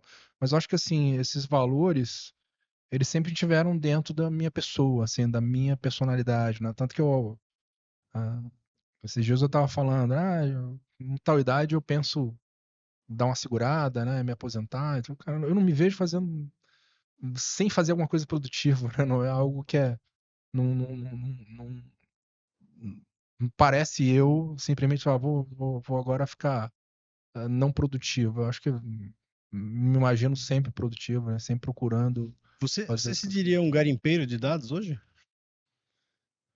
É uma boa expressão, é uma boa expressão. Acho que eu olho assim, talvez um garimpeiro de oportunidades nesse mercado. Eu vejo que acaba que quando a gente, nos últimos 3, 4 anos, até por conta da formação da Kestra, eu sempre, de maneira pessoa física mesmo, sempre trabalhei muito com mercado de capitais, por algo que eu sempre gostei, mas acaba que o mercado de capitais é algo que está muito presente hoje na minha vida, porque a gente é o tempo inteiro conversando com fundo e procurando soluções e organizando um pitch para investidores e olhando um processo como um todo, que eu acho que me deu trouxe para minha vida um caminho, né, e uma constância de estar sempre estudando alguma possibilidade, né, e alguma possibilidade de negócio dentro do ecossistema que a gente vive, que a gente está presente, né? Então, às vezes, assim, até no dia a dia, num ambiente comum, é muito difícil eu não estar pensando de maneira colateral em algum negócio que aquilo poderia gerar e tal. É claro que às vezes você acaba sendo tão produtivo que você pensa em negócio o tempo inteiro, né? Mas eu acho que é isso que mantém, assim, a minha energia vital, sabe? Porque o negócio, ele tem duas proposituras, né? Você tem um propósito de fazer um negócio para ganhar dinheiro, mas você tem o propósito de construir alguma coisa, né? Daquilo Legado. impactar, né? Deixar um legado. Esse legado, eu falo, quando você impacta na vida de alguém, eu acho que é algo muito absoluto, né? aquilo de alguma maneira é um legado que te surpreende dentro desse cenário. Eu estava conversando aqui um pouco, você contando a tua jornada, né, de abrir empresas lá fora, de estruturar. Então, assim, nada é fácil, né? Quando você está num ambiente e vai para outra jornada, mas quando você constrói um legado, aquilo vai te gerando uma solidez, né, uma fortaleza interior que realmente você acredita e confia que as coisas que você tocar, que você dispor de energia, vão te fazer favorecer em algum momento, né? Então, eu sempre, às vezes até um pouco repetitivo essa minha fala de energia, mas é algo que é muito presente na minha vida. Eu digo assim, você transfere energia, a chance de dar certo é muito alta, né? Agora vai da tua capacidade de transferir aquela energia toda, né? Porque às vezes quando a gente percebe uma dificuldade, principalmente por conta quando você já passou por um outros cenários, pô, essa dificuldade eu vou desviar desse percurso, né? A dificuldade, não desista dele. Se você acredita, siga em frente, porque eu acho que ah, as pessoas que realmente conseguem gerar algum legado são pessoas que nunca desistiram daquilo que elas acreditaram, né? Então, você acreditar e você estruturar isso como um propósito de vida, acaba não tornando você autoiluminado, mas tornando você uma pessoa com a capacidade de iluminar aquilo que você está, aquele ambiente que você está presente, né? Então, assim, e aí a tua energia ela é vital para isso, né? E a energia está, acho que são uma conjuntura, né? A gente fala, a gente tem que ter fé, tem, cara. Mas assim, a fé ela está muito relacionado a tudo aquilo que você predispõe a fazer, né? Você tem fé naquilo, você acredita naquilo, ok. Então construa um ambiente para que aquilo realmente mostre para você o teu caminho maior, né? Faça Então, acontecer, né? faça acontecer. Então, fazer acontecer, às vezes, assim, uma coisa. Agora a gente estava conversando, né? Eu tô aqui, eu vou abrir um negócio em outro país. Qual o desafio? A quantidade de barreiras que você tem que quebrar, a quantidade de preconceitos. Então, você está falando dos Estados Unidos, um brasileiro lá, você é um latino, né? A gente Uhum. entende os problemas, os preconceitos que acontecem.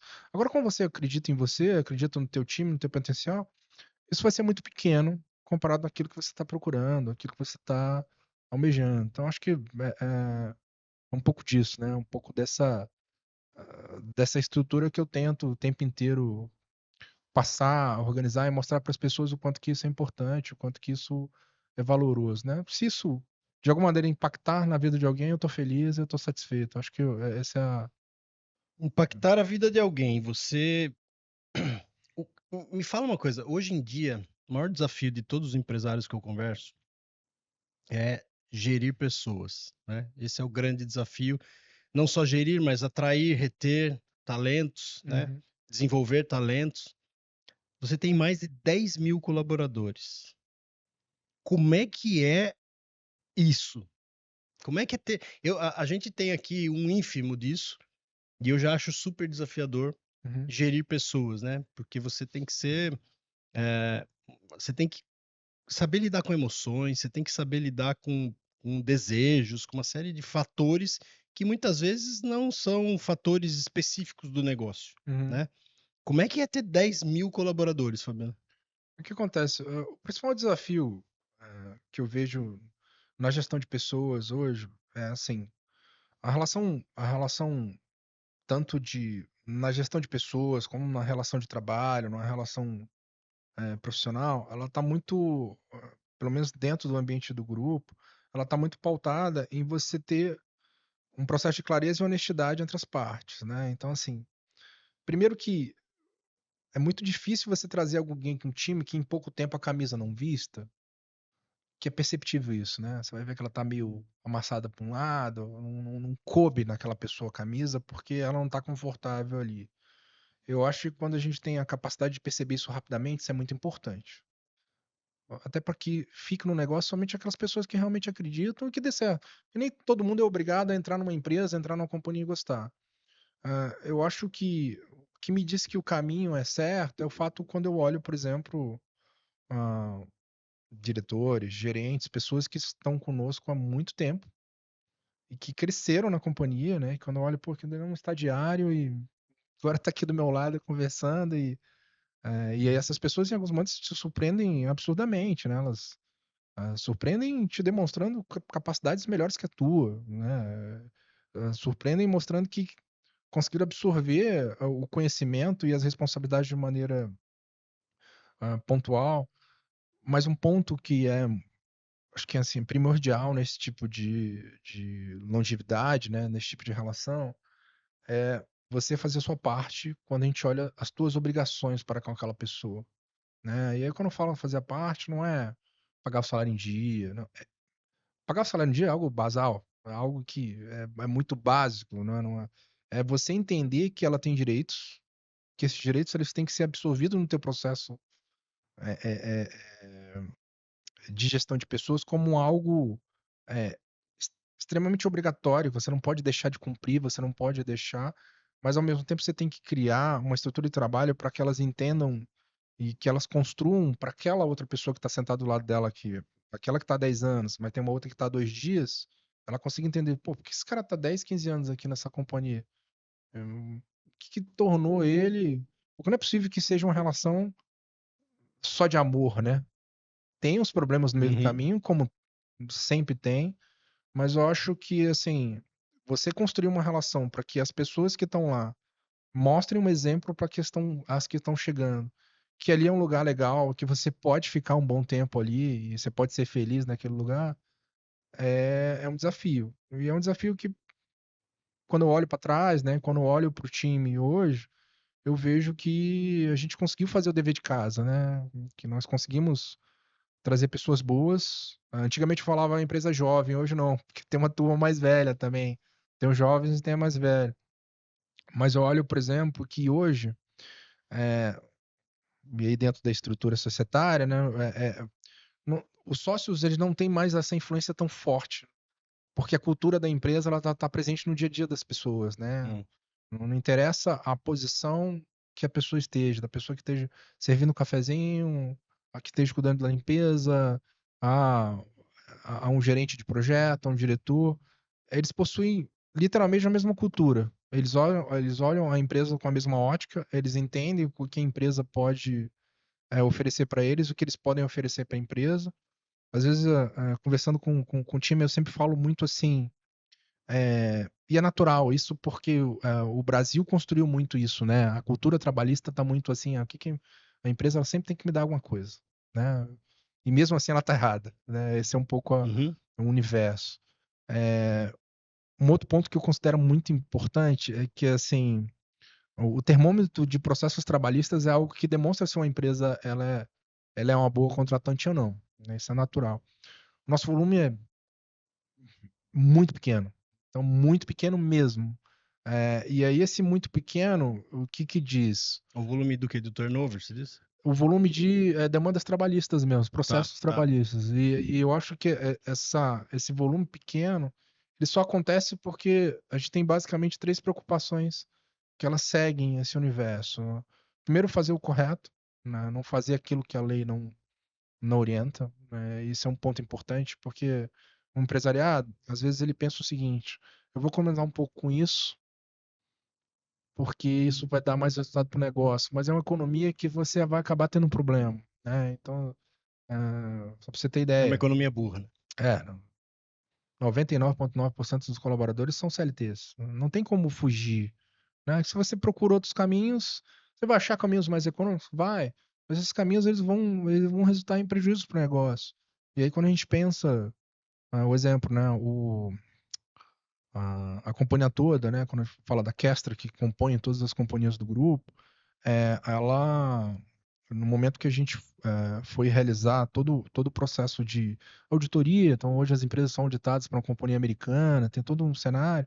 O primeiro cenário que foi visto foi esse, né? Como é que está a composição dos colaboradores das empresas?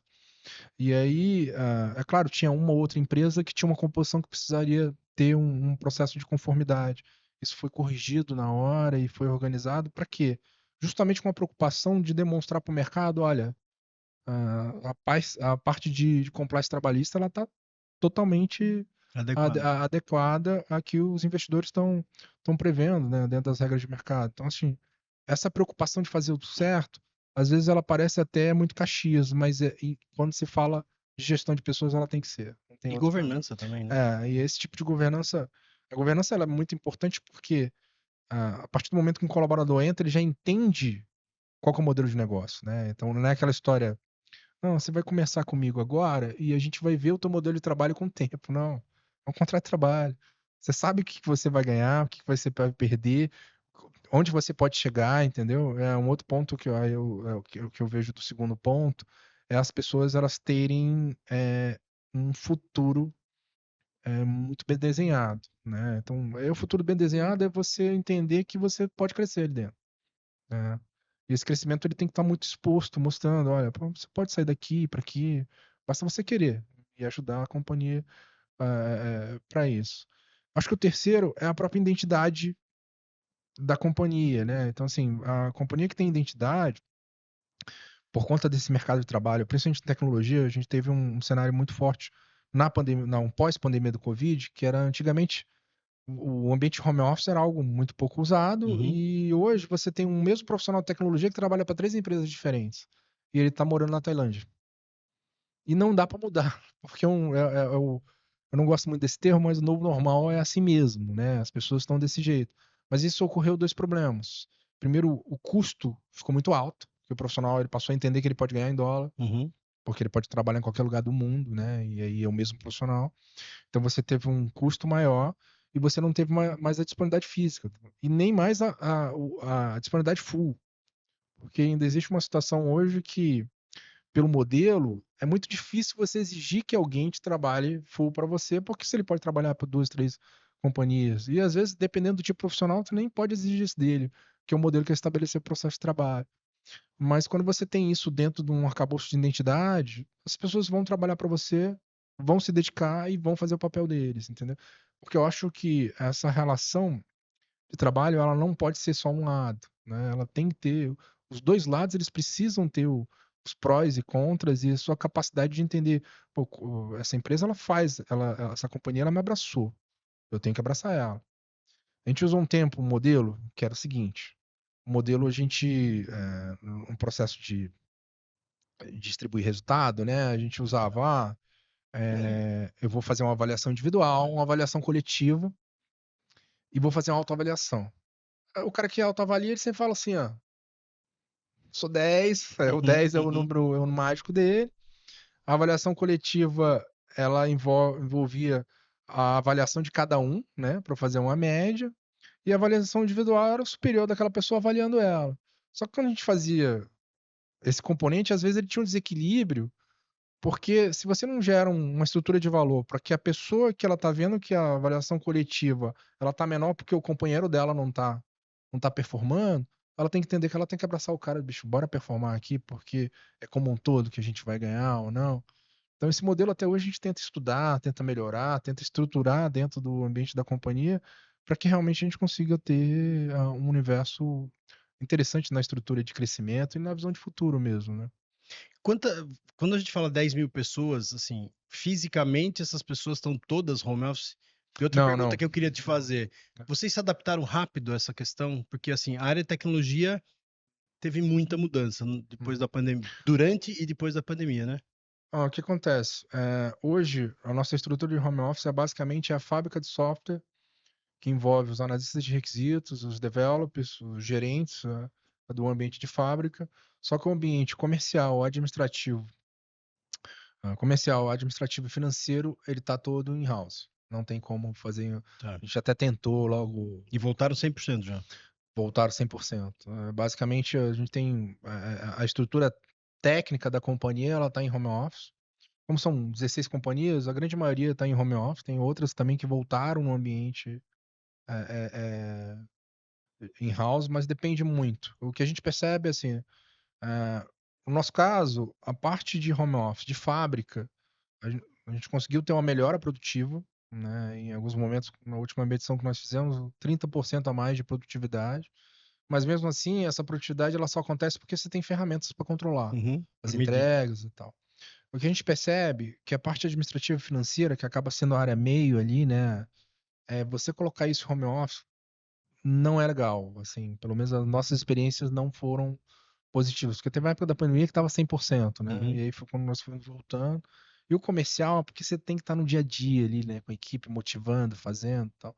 Então, hoje nosso ambiente é muito híbrido, né? E aí quando eu posso falar das 3 companhias que nós temos dentro de um ambiente da Kestra, as outras companhias têm um ambiente muito similar. O que eu percebo é, se você estrutura ferramentas para isso, é possível. A gente tem percebido algumas empresas de tecnologia mesmo, o próprio Google agora anunciou Uhum, recentemente, voltando todo mundo, 100%. porque não viu que chega um limite que se você não tem ferramenta no ambiente de controle, acaba realmente sendo Como é que vocês improdutivo. lidam com a cultura no ambiente assim? E você tem mais ou menos uma ideia de quantos por cento dessas 10.000 pessoas continuam trabalhando? Que se diz a fábrica, qual que é o percentual disso Eu hoje? digo que uns 30% do time tá em home office. O, 100%. é, o restante, o exemplo, você vai, por exemplo, na sede da companhia em Brasília, né? Uma das companhias em Brasília. Aí nós temos uma estrutura muito grande, e aí a empresa tem um cenário todo de vidro, assim, e tal, Uhum. aí tem um grande aquário no meio, que é a fábrica de software. Quando eu chego na empresa e vejo que tem gente dentro do aquário, é porque o cara brigou com a mulher brigou com o marido, teve alguma coisa em casa, né, que é a turma de fábrica, que resolve lá, porque o ambiente está preparado para que eles possam ir o momento que eles querem. Mas a grande maioria é do processo de develop mesmo, de construção de software. A gente tem, inclusive, um volume interessante de profissionais fora do Brasil também. Isso foi legal também, porque deu uma possibilidade de a gente contratar pessoas de outros países, né? Enfim, aí o universo de contratação ele não ficou definido só no ambiente geográfico, né? A gente conseguiu trazer outras situações interessantes, inclusive com profissionais que trabalham conosco há muitos anos, eles até foram para fora do país, né? Estão morando em outros países e continuam trabalhando conosco, De forma remota, de forma 100%. remota. Legal. Eu tô vendo aqui que o grupo teu hoje já Uhum. atingiu o bi de faturamento, certo? Hoje a Kestra, eu sou sócio do grupo, né? São vários empresários. A Quantos Kestra, sócios vocês são hoje? hoje nós somos 16, 16 sócios. 16 companhias, dá em torno de 16, 18 sócios, Tá. né? Da Kestra, eu e meu sócio, nós temos 2 companhias que compõem a Kestra, né? Que é a Icon e a Doc Security. Nós devemos fechar agora em 2024 próximo de 1,6 bi de faturamento. 1,6 bi. Ah, o objetivo é subir essa receita, a gente tem crescido 20% ao ano. Porque o objetivo principal da companhia é ir para o mercado, né? IPO. É, é, Era a próxima pergunta que eu ia te fazer. é. Como é que tá essa história de... Olha, Que o Brasil tá com uma janela meio fechada para aham, isso, né? Acho que o último IPO que houve, se eu não me engano, a gente teve a entrevista aqui de um advogado do Pinheiro Neto, que é especialista nisso, né? uhum, Ele que fez os grandes IPOs do Brasil. E pelo que ele contou pra gente, eu acho que o último IPO do Brasil foi o 2021. Nubank, se eu não me engano. Aham, Acho aham, que foi o Nubank, né? uhum, Que nem foi no Brasil, na verdade, e acabou sim. sendo na Bolsa de Nova York. Então essa janela tá um pouco fechada. Como é que você tá vendo isso? O que aconteceu? Nós estávamos, assim, fizemos todo o dever de casa, né? E o dever de casa ele é muito longo, né? Então as empresas todas foram auditadas, todos as exigências que a própria CVM exige, né? Para que se prepare uma companhia para isso, foi realizado. E basicamente teve a pandemia do Covid, que foi um dificultador. Na volta do Covid, nós tínhamos uma grande possibilidade uma abertura, né, uma janela de oportunidade, que essa janela ela estava próximo de se abrir ali quando chegou muito próximo da guerra da Ucrânia, que Hum, foi o primeiro quarto, né, Uhum. 2022, né? 22. 2022. Então, o que aconteceu? Ninguém estava esperando isso. Existia já um cenário, pô, volta da pandemia, vamos todo mundo Aquecer os aquecer a mercados. economia e tal. A nossa tese era muito forte, porque no Brasil só tem 4 companhias de software listadas, né? Então, hum, e todas as companhias tiveram uma boa performance na bolsa. Quem que a gente tem hoje? A A gente tem a TOTUS, TOTUS, Local Web, Local Web, ah, Mercado Livre, não. o Mercado Livre acaba não sendo considerado porque é uma empresa de e-commerce, né? E-commerce Então, não entra como tal. tem assim, que eu tenho algumas empresas, são poucas, né? Basicamente, é, se você olhar para a Nasdaq, são Uhum. centenas, né? Então é algo bem. demonstra o quanto que o Brasil pode crescer nesse cenário. A gente esperava que esse primeiro quarto, na véspera da guerra da Ucrânia, fosse uma janela de oportunidade para ser os primeiros IPOs de infraestrutura e depois de tecnologia viriam a reboque, porque é Uhum. natural que isso acontecesse, mas não aconteceu. E aí veio todas as intempéries de economia, e a eleição, isso, aquilo. Política e tal. Ah, os bancos hoje falam em possibilidade de janelas a partir do primeiro, segundo quarto do ano que vem. Esse ano é algo praticamente impossível aí, pelo que a gente está vendo de toda a conjuntura. Mas basicamente o dever de casa está pronto. Então, assim, o que a gente espera é que ela aconteça um dia. A gente não pode parar, né? Não pode pensar em performar, em desenvolver a companhia. A gente é um grupo de empresários que, primeiro, são pessoas que têm histórias parecidas, entendeu? Depois eu vou até sugerir alguns nomes interessantes para você conversar aqui. Empresas que se tornaram líderes no seu segmento, né? Então, acho que isso é importante. Pra você ter uma ideia, o grupo da Kestra, para ele ser formado, se analisaram 3.000 companhias para chegar em 16 companhias.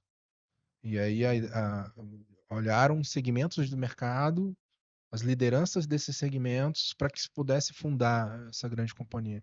Então, eu falo que a tese da Kestra é uma tese muito interessante, inovadora, né? E aí, hoje não existe no mercado de capitais brasileiro uma companhia de software com uma estrutura de oferta verticalizada, né? Você sempre tem uma companhia que o produto core principal dele é Uhum. aquele. A companhia que nós formamos, a gente tem softwares, empresas que são líderes em CRM, líderes em health, líderes em infraestrutura, em education. Então, assim, são companhias que tiveram uma longa história, se tornaram grandes companhias que literalmente conseguiram trabalhar para esse tipo de ação. Eu sou muito otimista, assim, eu penso que muito provavelmente a partir do final do primeiro para o segundo quarto do ano que vem, essa janela começa a se abrir, porque é algo assim, não dá para ficar tanto tempo sem isso, o mercado precisa disso, né? Pra se Ah, reoxigenar, né?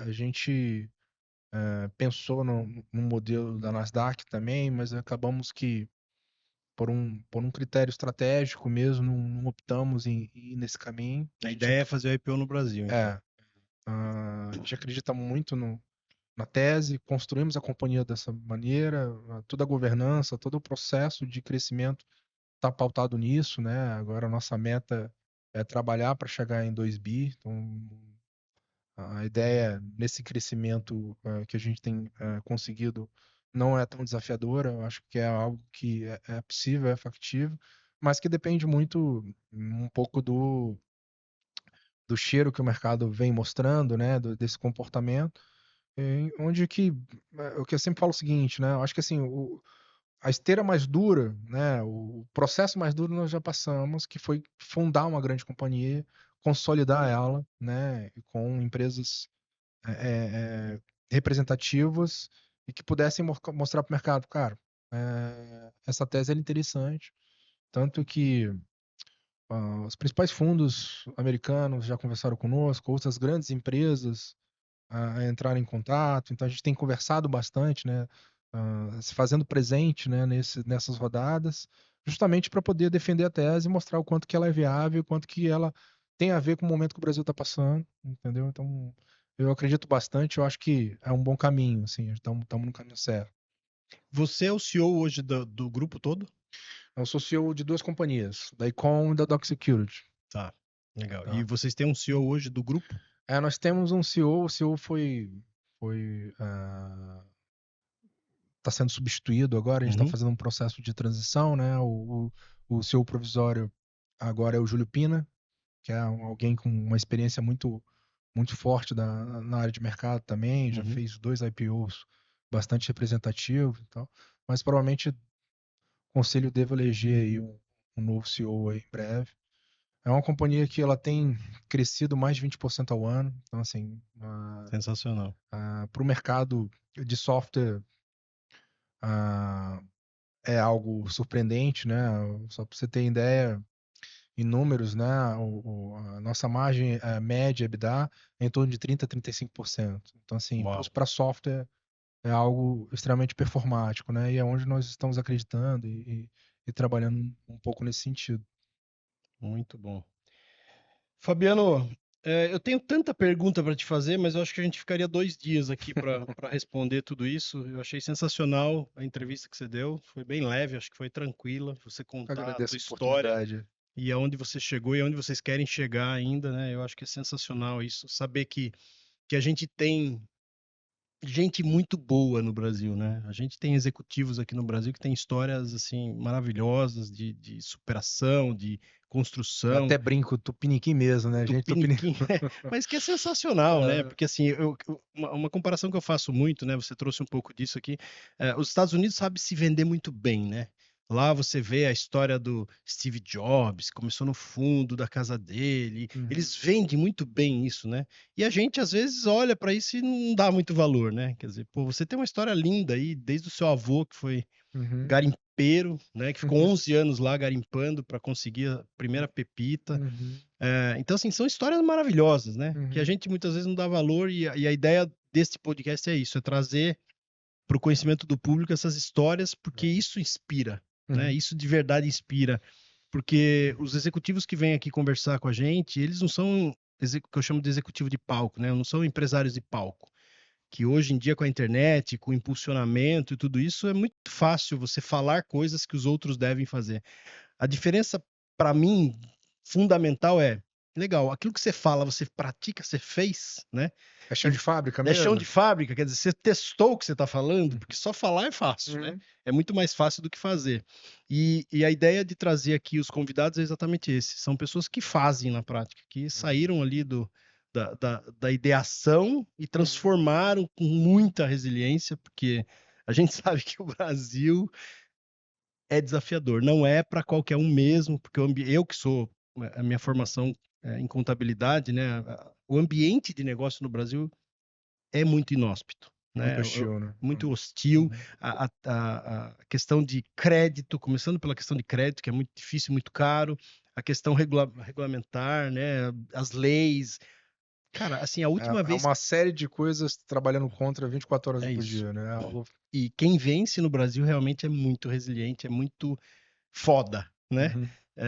Então, assim, eu acho que é sensacional a tua história. E aí eu queria te pedir, cara, assim, tuas últimas considerações. O que que você tem no final do dia aqui para deixar para essa galera que está assistindo a gente?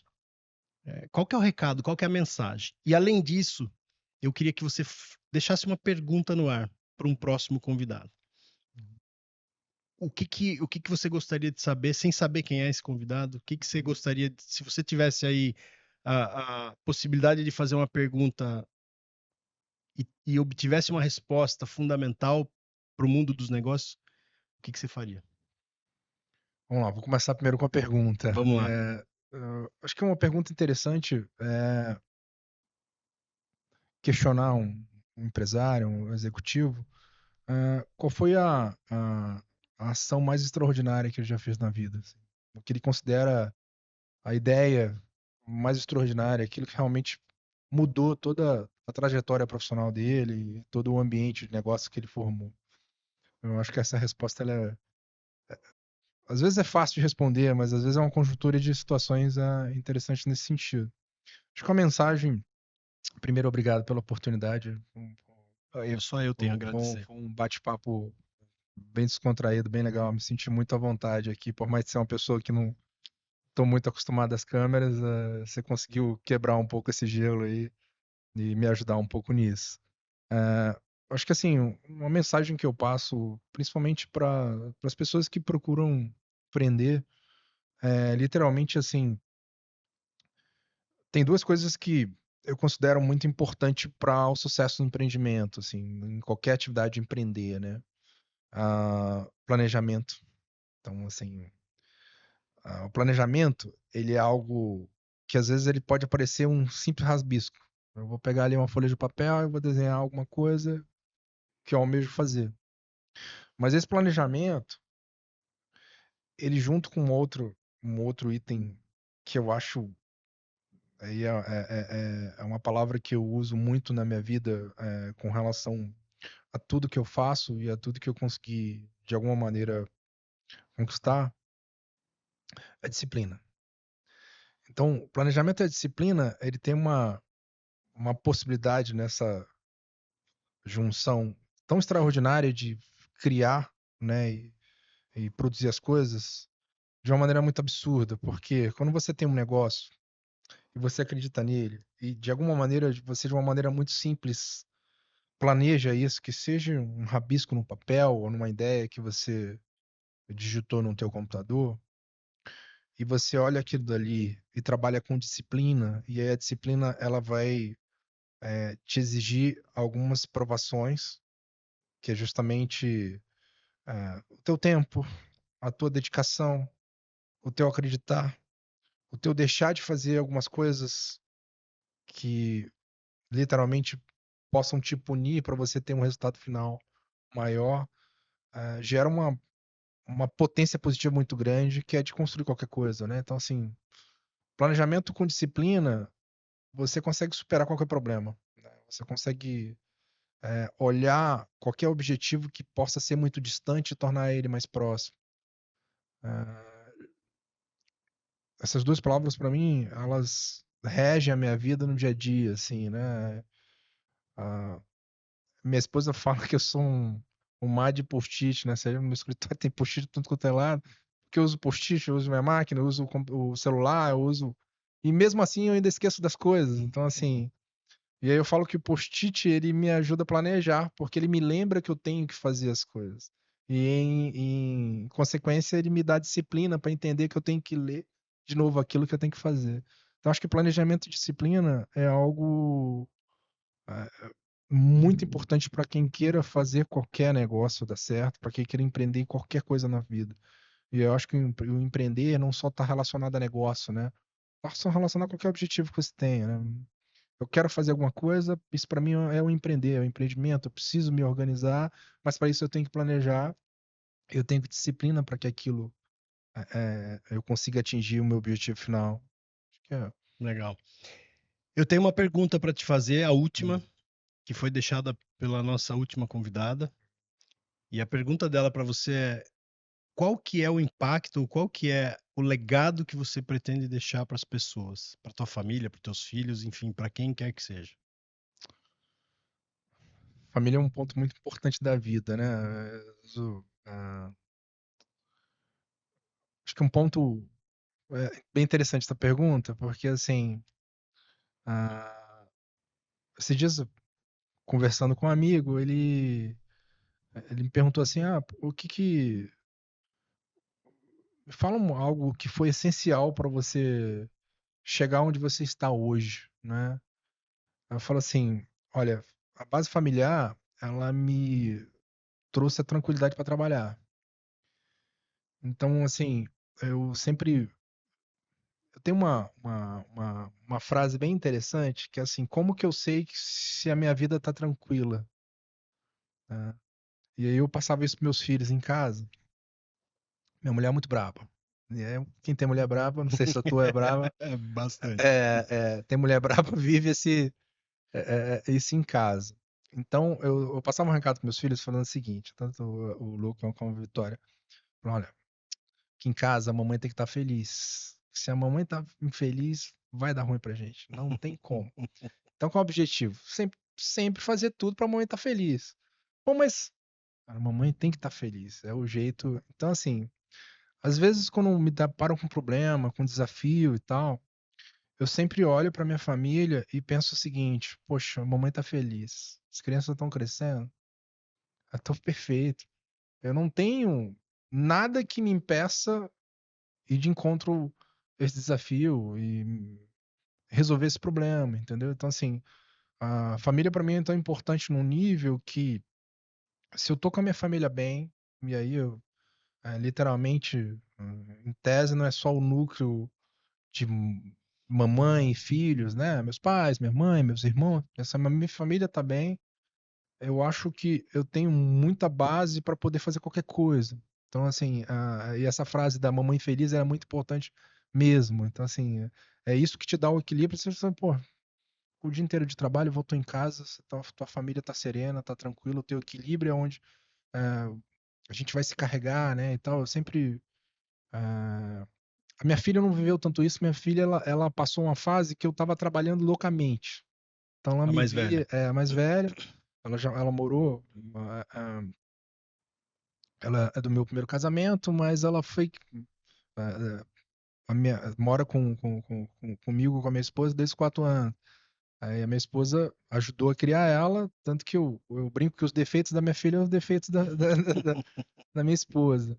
Mas como ela viveu aquela fase de início de empresa, de eu trabalhando todo dia até tarde, eu estava sempre nos finais de semana, né? E ela não, ela viveu, ela sofreu um pouco com isso, mas eu sempre tive muito presente dentro do aspecto. O Luca hoje já vive uma fase um pouco melhor, que eu consigo ter uma qualidade de vida maior, de tempo maior para estar perto dele, mas eles sempre estiveram presentes nessa frase, né, da família legal, da mamãe feliz, da estrutura familiar bem, para que a gente possa fazer qualquer coisa, né? Então acho que esse equilíbrio familiar ele é muito importante para que você possa tocar o teu negócio, tocar o teu projeto, né? As pessoas às vezes pensam assim, você percebe, eu já tive amigos empresários que o cara estava vivendo um momento de desequilíbrio no negócio, você percebia literalmente isso, e o desequilíbrio ele ocorria porque a família dele não estava Não tava legal. legal. E aí quer dizer que não tem como, né? A gente fala, não vou dividir o pessoal,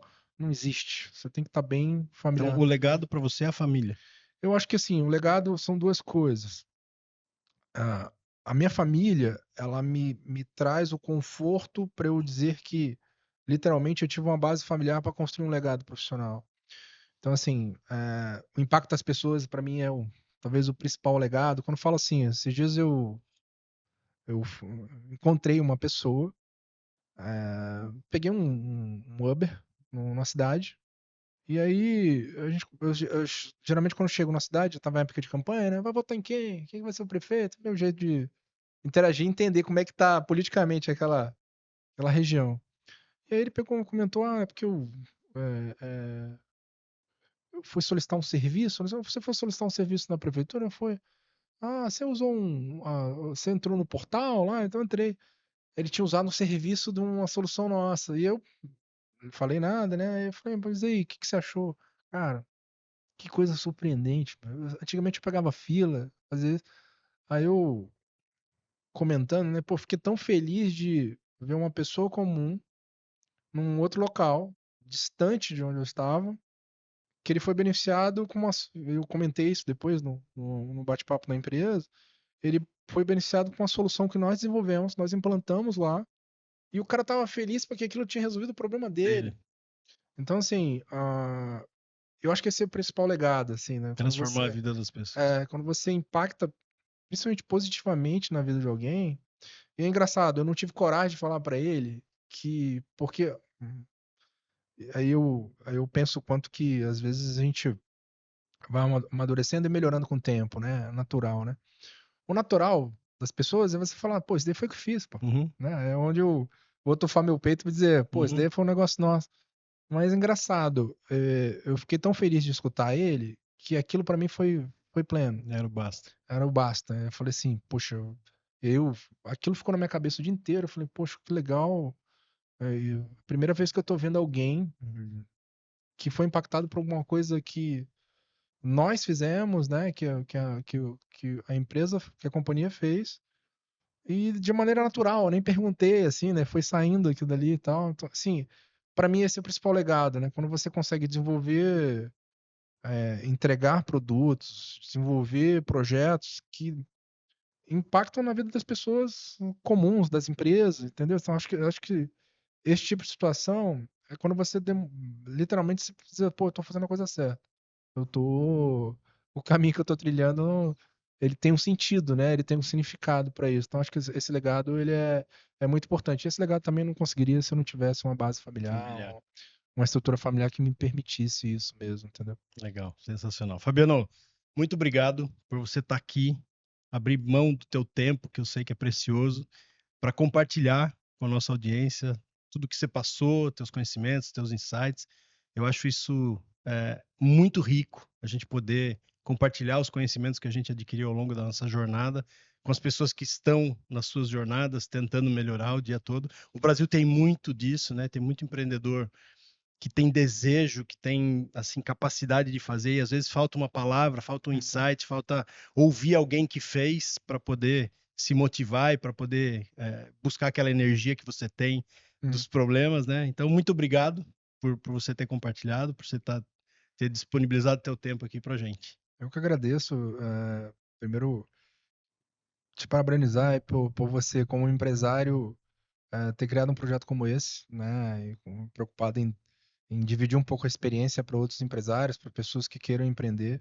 Eu acho que isso é muito valoroso e quando a gente olha para o Brasil, literalmente isso impacta na vida das pessoas, né? Uhum. Alguém vendo um vídeo desse, no contexto de uma frase, no contexto de uma mensagem, ele vai dizer, pá, eu sei que eu posso, eu consigo, é possível, né? É isso.